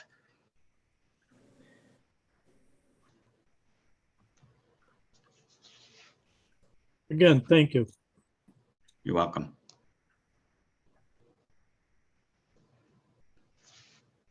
All right. Anybody else from the Planning Commission have questions or comments about this?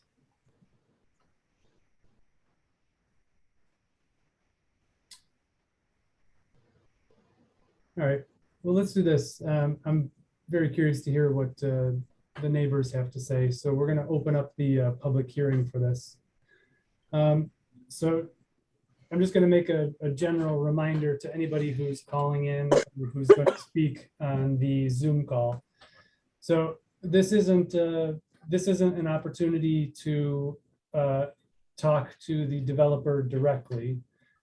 This is an opportunity to express your concerns about the project, to ask any questions, but you're asking the questions to the Planning Commission for us to ask the developer or the applicant. This isn't a back and forth with questions being asked to the applicant, and then they respond to those. So the applicants, I'm going to ask the applicant to mute themselves. They're not here to respond to the questions. We'll take a note of all the questions that are relevant to site plan review. That's the other part about this. We are only able to ask questions that are relevant to the site plan review. I've seen some of the comments from about the project that have come in some of the letters. Some of them, although they're perfectly valid comments or questions, they don't really apply to our job to review the site plan. So we'll compile, or I'll compile any questions that are asked. And then once we close the public hearing, we will then ask all of those questions and give the applicants the ability to answer them. But unfortunately, a public hearing is not a back and forth between the applicant and members of the community. So, all right, so with that, I'm going to open the public hearing. So this is the public hearing for the applicant Fairview Recovery Services. Project address is 110 Fairview Ave and 14 to 18 Clapham Street. This is a site plan review for the construction of a 20-bed social services building on an existing social services campus in the R3 residential multi-unit dwelling district. All right, so I think we'll start by going through the people that are on the call. But just so everybody knows, if you do want to call in about the project, the phone number is 607-772-7028. And Tito, I think Mr. Mazza has been waiting the longest to ask his questions. So if you don't mind letting him in first. Okay, I will allow him. Well, Mr. Mazza, you can unmute yourself. If you cannot, just let me know in the chat. I've unmuted myself. Can you hear me? Yes. Yes. Okay, thank you. I thank you for this opportunity to comment on this project. I'm against it. My wife and I are against it. I encourage the planning department to take a walk around this area, to go up, to start on Clapham where it intersects with Fairview, walk up Clapham. On the left is all my property. Walk east on East. Take a right on East. take a right on Merrick, and then take another right, I guess, when you go down to and see what's here. I strongly oppose this based on the fact that this is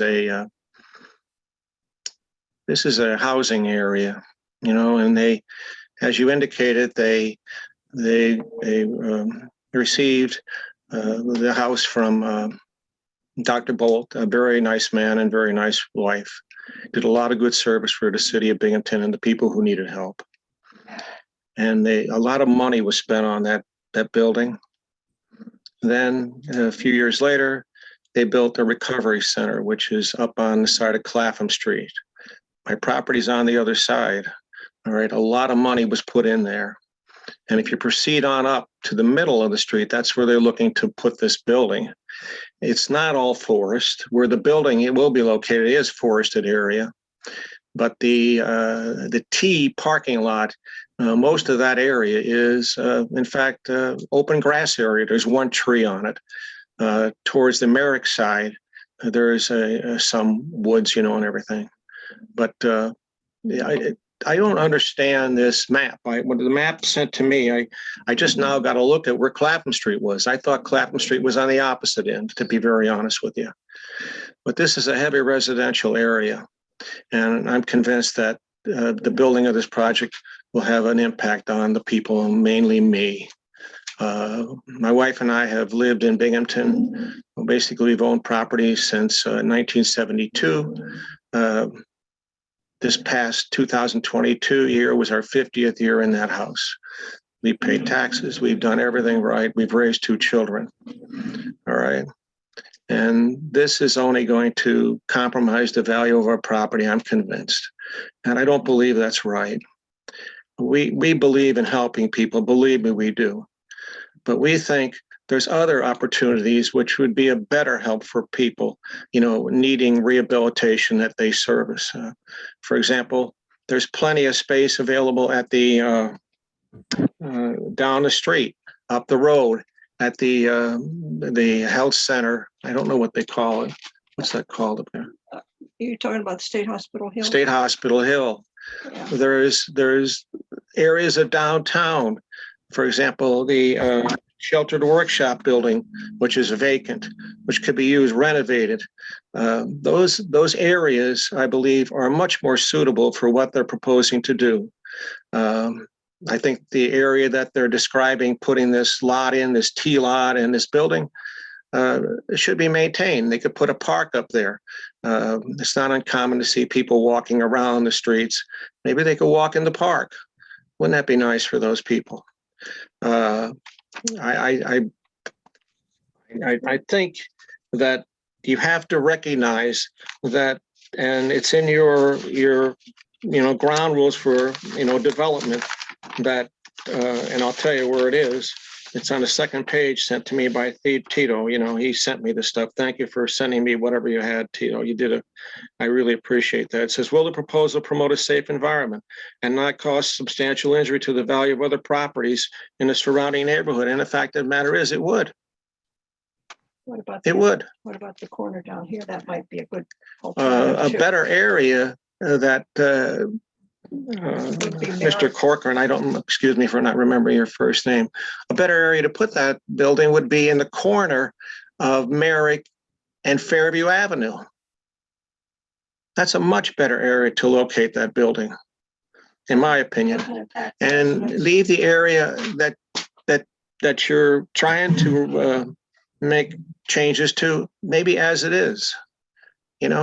There's houses all around here. I encourage everyone on the planning committee to take a walk, come up here to Clapham Street, come up here to East, walk around the area. They've made no comments on the other areas. It's not on your pictures. You need to see what's in this area, the housing development that's in this area that's going to be impacted by this. Thank you. And I think it's only fair that those people are especially ones like us who have lived here for 50 years, are considered for this proposal. That building they're planning to propose is literally going to be right across my driveway, right across the driveway. I mean, I don't understand why they're certainly a charitable organization. They do a good job, but it's not uncommon to have police, visit some of the buildings, and they have to admit that that's occurred. Who's going to buy my property? Who's going to buy my property? We're old. We're in our late 70s. Who's going to buy my property unless the value of it just goes on to nothing? We're looking to move, and everything, right? To be around my daughter. I can't afford a devaluing of my property. I can't afford it. And this will devalue my property. And I think that has to be considered by the Planning Commission here. I think that has to be considered, All right. I finished talking. I thank you for your time. Yes, thank you for your comments. We'll follow up and we'll ask some follow-up questions based on those comments. All right, I think the next person that was on to speak is Marlene Gelmo. Yes, hi. Hi, Marlene. I live on Clapham Street, and I am very concerned about the type of individual who would be moving here, whether it be for women and children, or is it going to be an all-male population, or is it going to be co-ed? How are they classifying that? And how long will these particular tenants stay at this facility? All right. We can ask the applicant those questions. Technically, that who's using the buildings doesn't really fall under the site plan review, but we can ask, and it's up to them if they want to respond to those questions. But do you anything else you want to ask?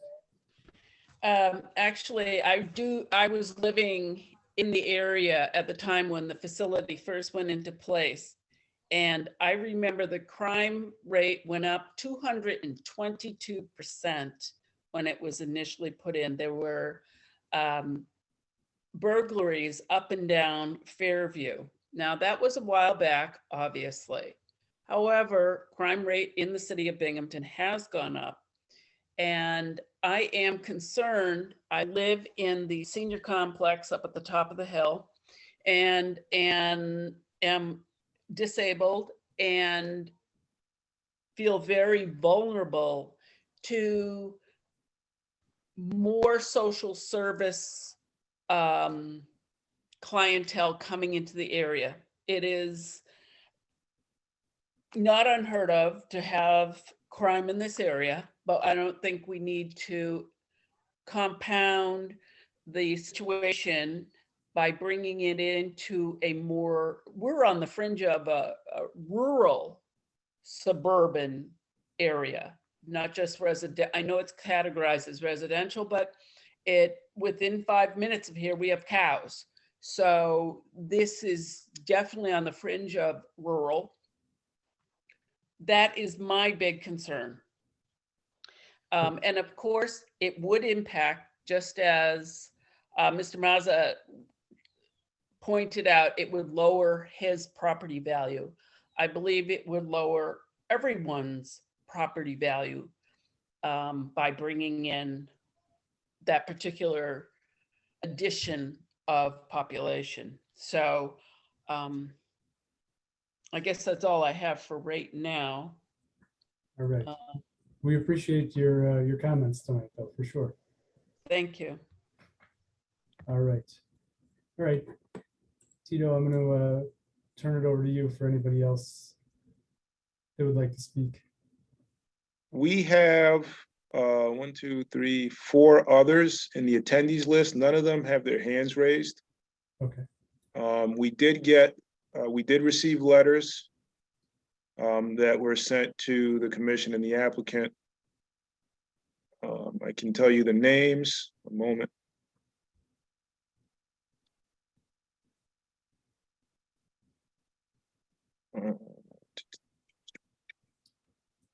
So Mr. Mazza submitted a letter in opposition. Ewing, Rebecca Ewing submitted a letter in opposition. And we got a letter in opposition from Grassi.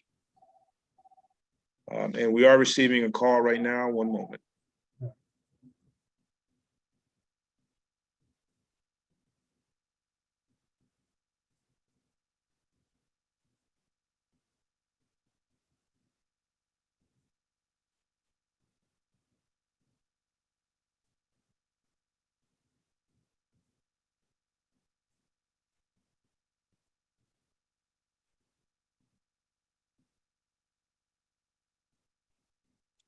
We have a call on the phone, Nick. I'm going to just pull the microphone over really quickly. 1 second. Tito, it's me. I think that was Sarah. Tito, it's Sarah. Yes. I'm not. Somebody else. 1 second, Sarah. We have Councilman Scanlon on the phone here. Councilman, could you speak and see? I'll see if they can hear you. Sure. Can you hear me, Tito? I can hear you. Can you all hear him? Yes, we can hear. Okay. Yeah. All right, go ahead. Thank you, Mr. Martinez. I was a little confused at the beginning of this meeting. I have an echo going on, so apologize for a second.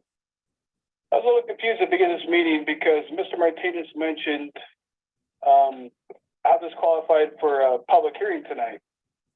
I don't.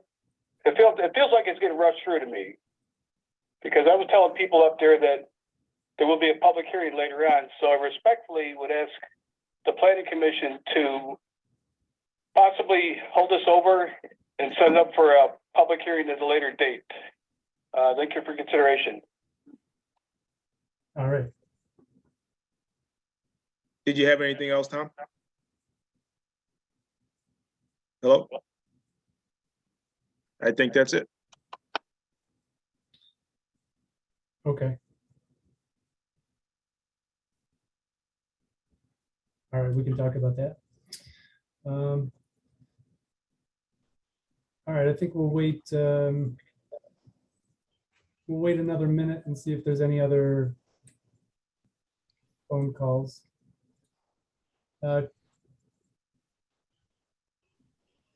Tito, any problem if we let somebody who previously spoke, we let them speak again? That's up to you. Okay. Marlene has her hand raised again. I think that's appropriate. She's she's waited a long time to speak. Marlene, you have something else to add?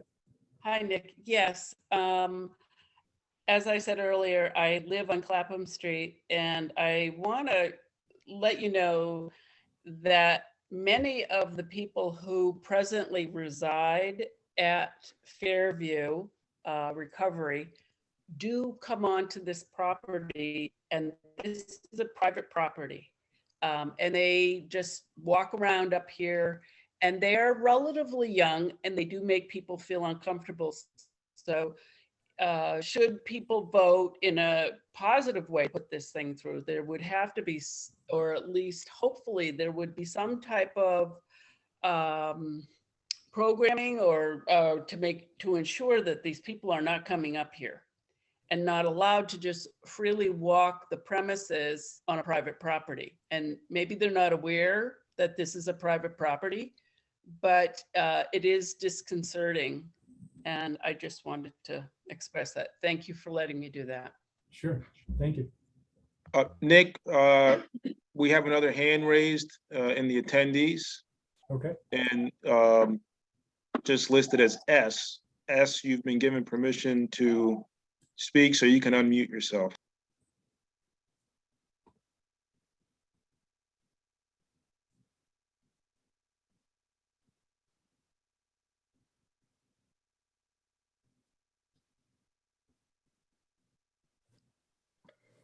Tito, I think that's me, Sarah. I had to call in because I have to get in the car to drive to another hearing. No, I see you, Sarah, in the attendees, but I also see someone listed as S, and they've been chatting in the chat. Okay. It's someone else, but we do have someone on the phone here. Ma'am, can you state your name for the record? Kathy Gross. I live at 15 Merritt. Can everyone hear her? Yeah. Okay. Okay, go ahead. Hello? Yes. I don't know how to read these maps that are up on the computer, but my concern is my property meets the 18 Clapham. And looking at this, I don't understand. It looks like that driveway into the parking space is going to be very close to my property. And what about the electric wires that are over our heads here?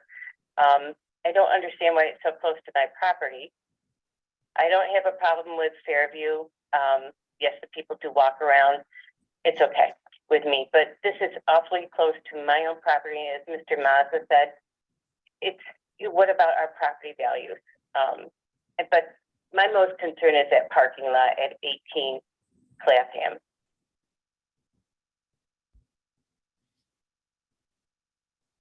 All right. Is it just mostly it's the proximity to your property? If you look, when you're looking at that, yes. Okay. And the traffic. Okay. All right. Excellent. Thank you for your comments. Thank you.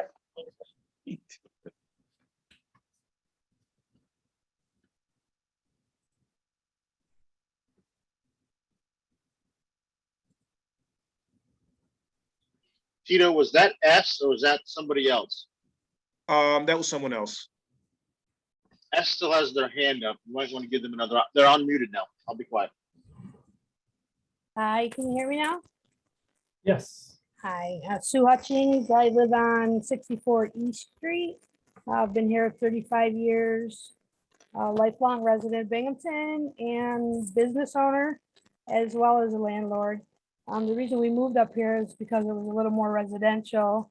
And yes, these services are needed. You know, I have family members that have addiction issues. Definitely needed service. We're just moving too close into the neighborhood. That's all. If you can keep it closer to Fairview, or there's vacant property up above on Fairview Avenue.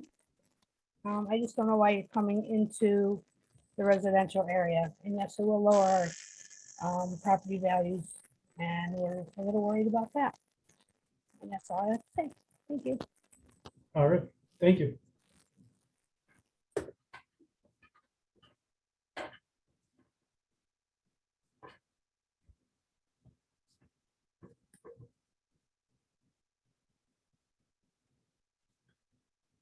All right. Any other calls come in, Tito? No calls and no new raised hands. Okay. All right. I don't think I'm going to close the public hearing officially. I think there's enough questions that have come up that it's looking like we probably are going to want to table this until the next meeting at least. So I'm going to leave the public hearing open for now, unless that changes. All right. But we're going to move on from the. Nick, if that's what you want to do, I believe that you should probably ask for a motion to table to keep it open and until next month. We can still talk about the project now, though, right? Just to table the public hearing, keep it open and let it remain open.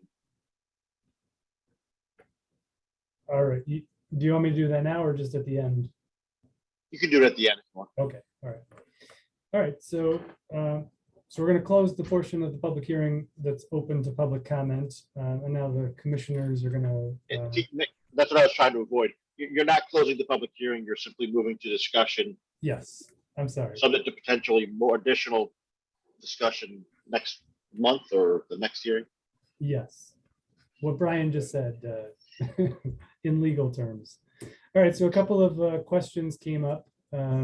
Is it okay if we ask the applicant to respond to a couple of these questions? So the first question is about people that are walking around the neighborhood.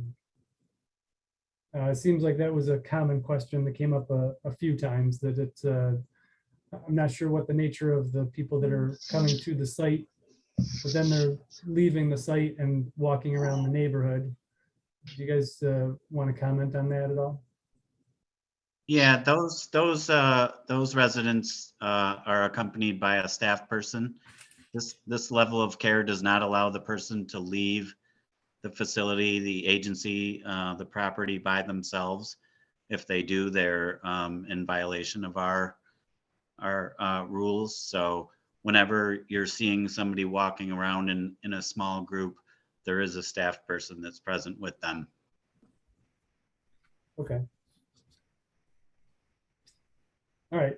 So they, a couple of people alluded to one of the preliminary comments that developing this section of the site is going to change the character of the neighborhood pretty significantly. You guys want to comment on that? I mean, it is going to be the addition of a new building. I don't know how much it's going to change the overall aspect of what we do or the current environment. The level of care that's coming in there is also they aren't able to leave the facility. They're escorted in and out by staff.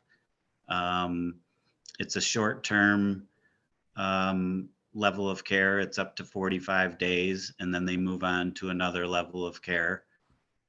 Could be consistent with, back into the community, or it might be another level of care that we provide. So, I mean, it's going to change the landscape for sure, but. Okay. Just to ask some questions as we go. Is this use allowed in this zoning? So I don't know if you all got a chance to look at the message on Basecamp. When we first received the application, we were viewing the whole campus as the site, and we sort of were operating under the assumption that the social services use applied to the entire campus. When we took a closer look at it, 14 through 18 Clapham Street were never part of a previously approved site plan that we could find where that social services use was applied to those lots. So basically those lots have no legal use at the moment.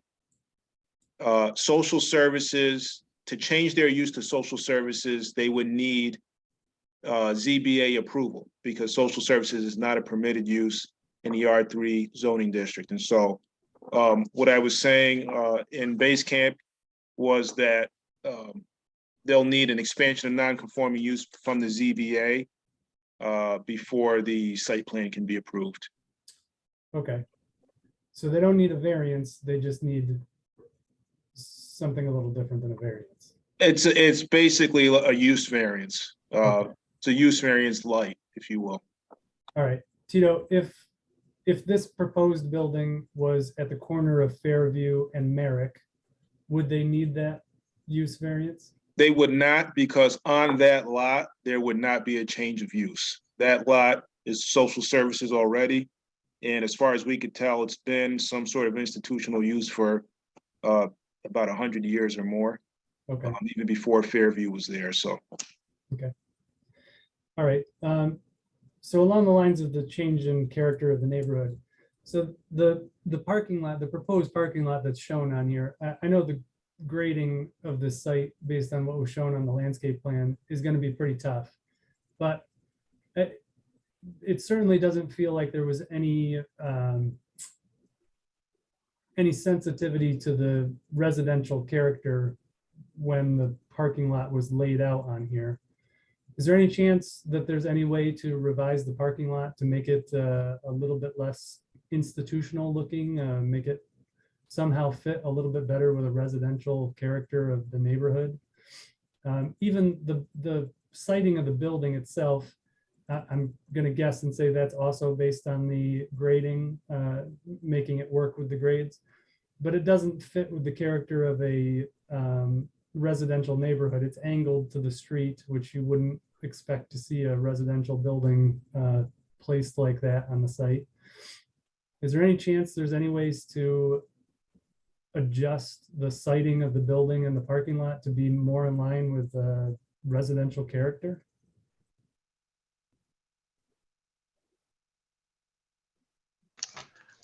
Ken, are you on the line still to speak to that? Yeah, I'm on. The location, as I noted earlier, was part of the feasibility study. I think in response to your question, yes, that is something that could be looked at.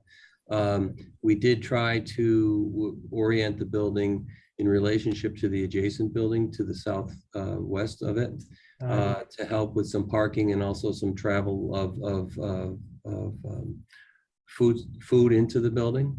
And it was also adjusted that way to fit better with the contouring of the building, to not have as much earthwork moved. So it was a twofold thing, to not disrupt as much land as possible, but also to make it the most cost-effective way to place this building onto the property because of the slopes that are there. Okay. Just trying to, like I said, I'm conflicted on this because it doesn't feel residential in nature based on the site plan. So I'm just asking questions. Sure, that's fine. All right. So I think we already covered if there's any other locations. I think specifically the corner of Fairview and Merrick. Some other people have noted that in their comments. There seems to be a common theme about property values decreasing if this building is allowed to be added to the site. You care to comment about that?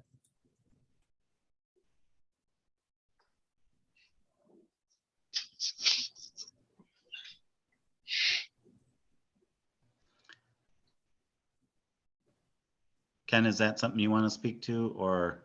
I mean, I'm not really a person that can comment on property values. That's not a purview of an architect. No, I agree. And I can't speak to that either. I don't know if it would or it wouldn't.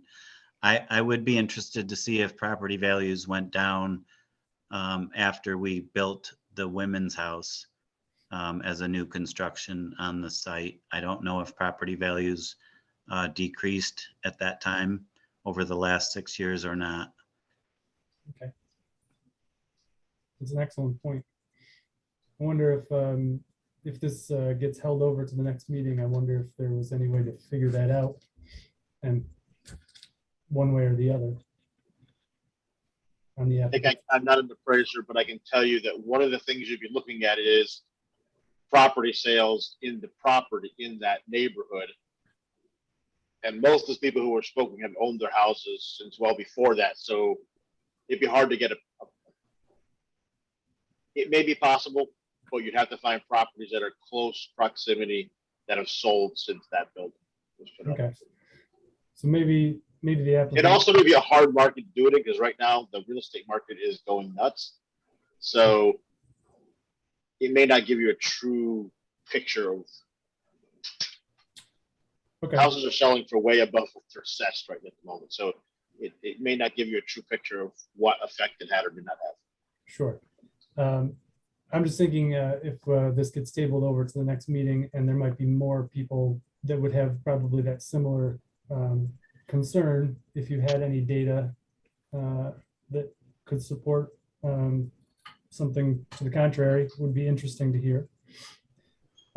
All right, so the question did get asked about the types of individuals and the tenant's length of stay. I think Brian usually weighs in on this and says it's not required of you to answer that question because it's not applicable to site plan review, but it is it's a question that was asked and I said I would relay it. Yep, certainly. It's not families. It's not. It's single adults, 18 and older, men and women would be in the same building, accompanied by the administrative and on-site staffing that go along with that program. So no families, but all single adults, 18 and older, men and women. Okay. And any comment about the average length of stay that somebody is in the building for? Yeah, I mean, it varies. It's you know, it's anywhere from a couple days. Somebody might stay. It's really dependent on their need. So it could be a couple days up to a month. Okay. No longer than that. The Medicaid reimbursable rates don't allow us to, we don't get paid for anything after a month. Okay. Can I ask a question though? I thought at one point you said it could be up to 45 days of care and then they move to another location. Is Yeah. that Yeah. 45, 40. I meant, you know, a month's time, maybe a little bit more. Yeah. okay? So if somebody were to be staying there for that long, and you probably don't really necessarily want them to walk around the neighborhood, or you probably would prefer that they would stay on site. Is there anything as part of the proposal that any patio space, any outdoor space where people could sit if it's a nice day like today, so everybody's not crammed indoors, or do you want them indoors while they're there? You know, typically they're indoors most of the day, but you know, some fresh air here and there. We do on Court Street. We do bring them out into the back parking lot, and we also have an adjoining green space that they are able to get out and play some games. If that was a concern to the neighborhood, I'm sure that we could work something out in terms of, Ken, I believe there is actually some downstairs space that they would be able to go out and sit.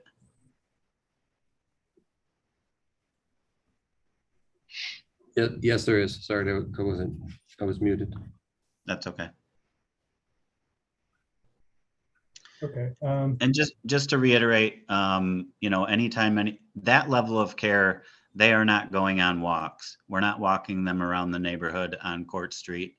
It's a more intensive level of care. They're coming in not feeling so good. So they're being monitored by nursing staff, medical staff, the on-site physician. So if they're going outside, it's extremely brief, and then they're back inside. So. Okay. Can I ask, do you have a designated spot for like smoking? I know that on Court Street, I see folks outside smoking quite often. I was wondering if you have a dedicated area for that as well. Currently, under the Oasis regulations, smoking is not permitted. Okay. We are seeking a variance to that. And if we were granted that, there would be a designated smoking area, indeed. When would you know about that? Because I know that's a concern. The smoking issue? Yes. Well, at this level, nobody would be walking around the neighborhood smoking cigarettes. They would be, it would have to be a designated smoking area. That's under the Oasis regulation. If we were granted that, I would say in the next month we would probably know whether or not we're going to be given that. Okay, great. I think what the board would ask is that if you get that and you know that, please indicate where that area would be on your site plan for next month. Okay. Yes. And does that apply to staff as well? No, staff would not be permitted to smoke. But you know it's going to happen. Yeah, well, I mean, we can't allow them to go to the designated smoking area. Okay. So if they drive off for lunch or a break and smoke a cigarette, then you know that's hard to control, but they would not be allowed to smoke with the patients. Okay. So basically your only rule is that it can't happen within the property boundaries of your site. Correct. So if they wanted to go smoke on East Street, you wouldn't be able to stop them because they're on a public street. Correct, but we would I mean we would enforce that as an agency that it's not allowed. We wouldn't allow the staff to you know, go into the residential area to smoke cigarettes. That just wouldn't happen. Okay. All right. That sounds great. All right, so somebody noted that the crime rate in this area increased 220% after I'm guessing it would have been the women's residence was opened. You care to comment on I that? think she was referring to the original building. I believe she was. Okay. The crime rate, I can't tell you that, does the police, do the police come to our building? Yes, they do. It's typically to remove a resident that's upset with what's going on. They're not happy. They're causing a ruckus. We call the police. They come and get the person. They take them away. To my knowledge, I've been there 24 years now. There has never been a resident that's burglarized anybody's home, either on Fairview, East, Clapham, any of the streets. I don't believe any of our residents have ever been arrested for any crimes of burglary or any of that nature. All right, fantastic. All right, we talked about walkers in the neighborhood. We talked about the driveway. There was a question about the electric lines in the back side of the property. I assume they're talking about along East Street. I assume you guys will take into account electric. Yeah, we'll bring utilities into the property. I don't think they all come in off of East Street. They'll probably come in off directly to the building off of Clapham. Okay. And traffic. I think Sarah covered this at the beginning, but you know, concerns about extra staff, potentially people coming to the building. Do you see a major increase in traffic? I wouldn't say a major increase. There is going to be the staffing that's down on Court Street that has to, now park in the parking lot up there. That level of care does not allow visitation. They do not get visitors while they were there. So visitation would not increase in terms of, traffic coming up to the facility.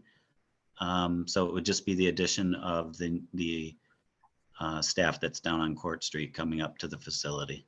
Okay, great. That actually covers a comment that was made in one of the letters we received too about visitors. So, yeah, the other thing I would just like to say is, in terms of the neighbors, I feel like historically Fairview has been a very good neighbor. I don't know that any of the neighbors could really complain too much about us being there. We address situations as they arise. We take them very seriously. I've spoken to several of the neighbors regarding this issue. So I would take that, just as seriously. I would entertain, any neighbors that had any issues, and we would take care of them right away. okay, that's great. All right, well, I think that covers everything that was asked by any of the people that commented tonight. All right, any of the planning commission members have any questions, concerns, things they want to talk about? Nick, this is Tito. I just wanted to point out that somebody brought up the southwest corner of the site. In 2017, there was they received site plan approval for the construction of a new administrative building at that location. So I have that site plan. I don't know if it's pertinent to what we're talking about here to show it, but they did show a new administrative building on that Fairview and Merritt corner in 2017, and that was approved, but obviously was not built. I thought I remembered seeing something for that in the past. Okay, well, that's good to know.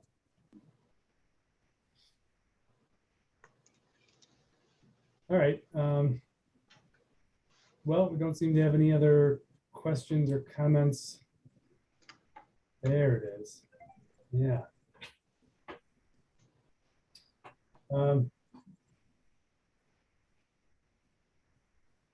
right, no other questions or comments from the planning board members. All right, so everybody, planning commission members, is anyone opposed to tabling the project so the applicant can take a little bit of a closer look at the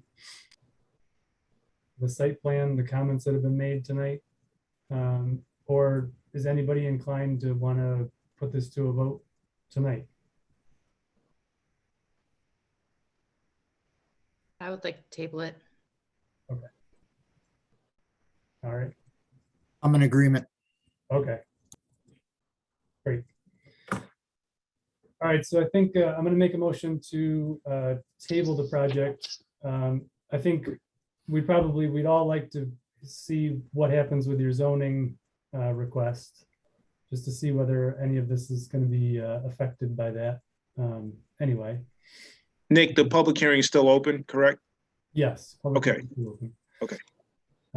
We'll keep the public hearing open. We'll carry it over to the next meeting so that people can respond if changes to the site plan are made. I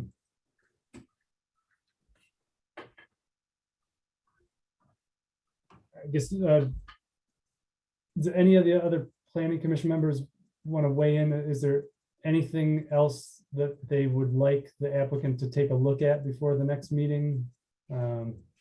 Just concerns that you have about the current layout? Anything you'd like to see them take a closer look at or change potentially?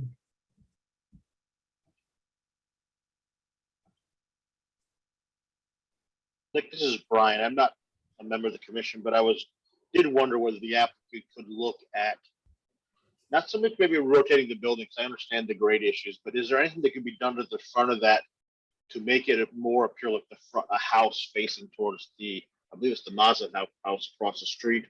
Or there's quite a bit substantial planting to the south of the parking lot. I wonder if there's anything that can be done with plantings to the north of it to sort of shield the view down into that parking lot. I understand it's quite a hell of a height elevation, so you'll probably be looking down into it.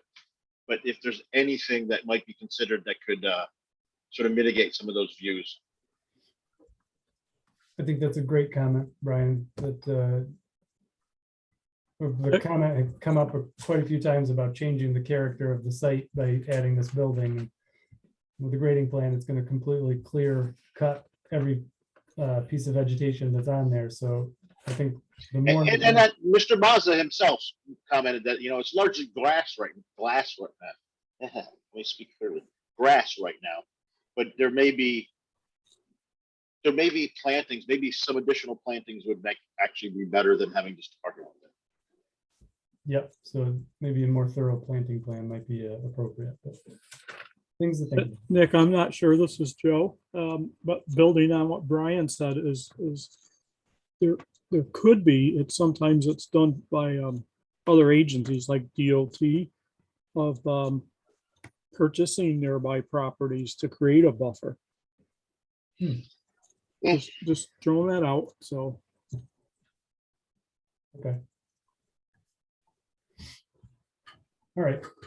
Well, I think the one thing I do want to point out is I don't think anybody is opposed to what you guys are doing up there, for sure. I hope that didn't come across as anybody's against your mission and what you're doing. I think lots of people commented that they very much appreciate what you're doing, and I'd like to reinforce that here. And we're certainly not attacking or commenting on the really good work that you're doing there. No, I appreciate that. Okay. All right. Well, I'm going to make a motion to table the project until our next meeting, and we'll say table until 5/20 at our July meeting. Second it. All right. Seconded by Paul. All in favor, Paul? Yes, sir. Joe? Yep. Kelly? Yes. Manny? Yes. And I am also a yes. So that's 5 in favor, 0 opposed. All right, so we'll see you back in July or later if you need more time. We'll see what you come up with. Great. Thank you so much. Thank you, everyone. Thank you. All right. So that concludes public hearings and final deliberations. Does anybody have any other business they want to talk about tonight?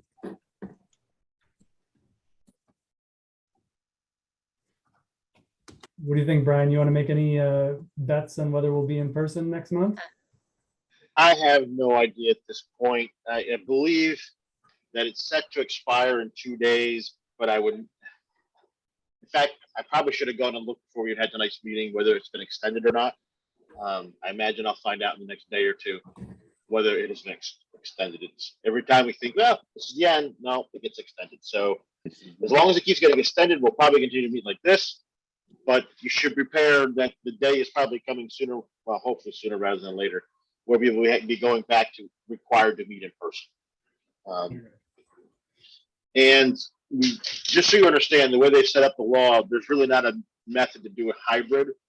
If city council were to adopt a local law, it would have to say that you had an emergency.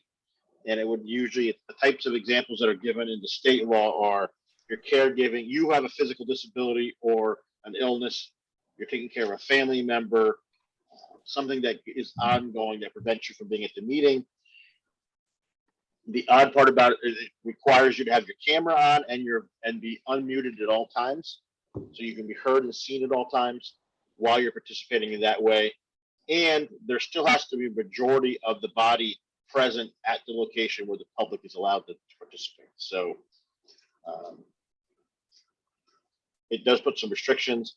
Under the current law, if you don't adopt that local law, that would revert to the current law, which means that if you participate remotely like this, the public is able to come to where you are, or must be allowed to come to where you are, participate, which means if you're sitting in your home, they would be able to come and sit at your home to watch you participate, which is why most people don't do it. So, so that's sort of where we are at the moment. All right. All right. Anybody else have any other business? I just want to say thanks to the staff and to you, Nick, for getting us through this meeting. It was a long one, but things kept moving. So thank you. Yeah, you're welcome. Nick, one quick question. This may be for a combination of Brian and Tito. One of the proposals might be also be going for the zoning board. If people are interested in the zoning board, where can they find out information about that, their meetings and their agendas? So the agenda gets posted on the city website. So if they go to Zoning Board of Appeals on the city website, the agenda will be posted there. And at the bottom of the agendas, I don't know if you guys can still see, at the bottom of the agendas, there are links. So the link and the number will be posted at the bottom of that agenda when it's on the city calendar. And it'll also be on all the legal noticing. So the signs posted on the site, the publication in the paper, etc. Did I answer your question? You did. You did. It'll have to be noticed just like tonight was noticed. All right. All right. And with that, it's probably time for everyone to sign off, right? So move. All right. Motion by Paul to adjourn. I'll second that. Second by Chris. All in favor, just say yes. Yes. Yes. Yes. All right. Thank you for a long one tonight. We appreciate it. All right. See you next month. All right. See ya. Take care. Bye.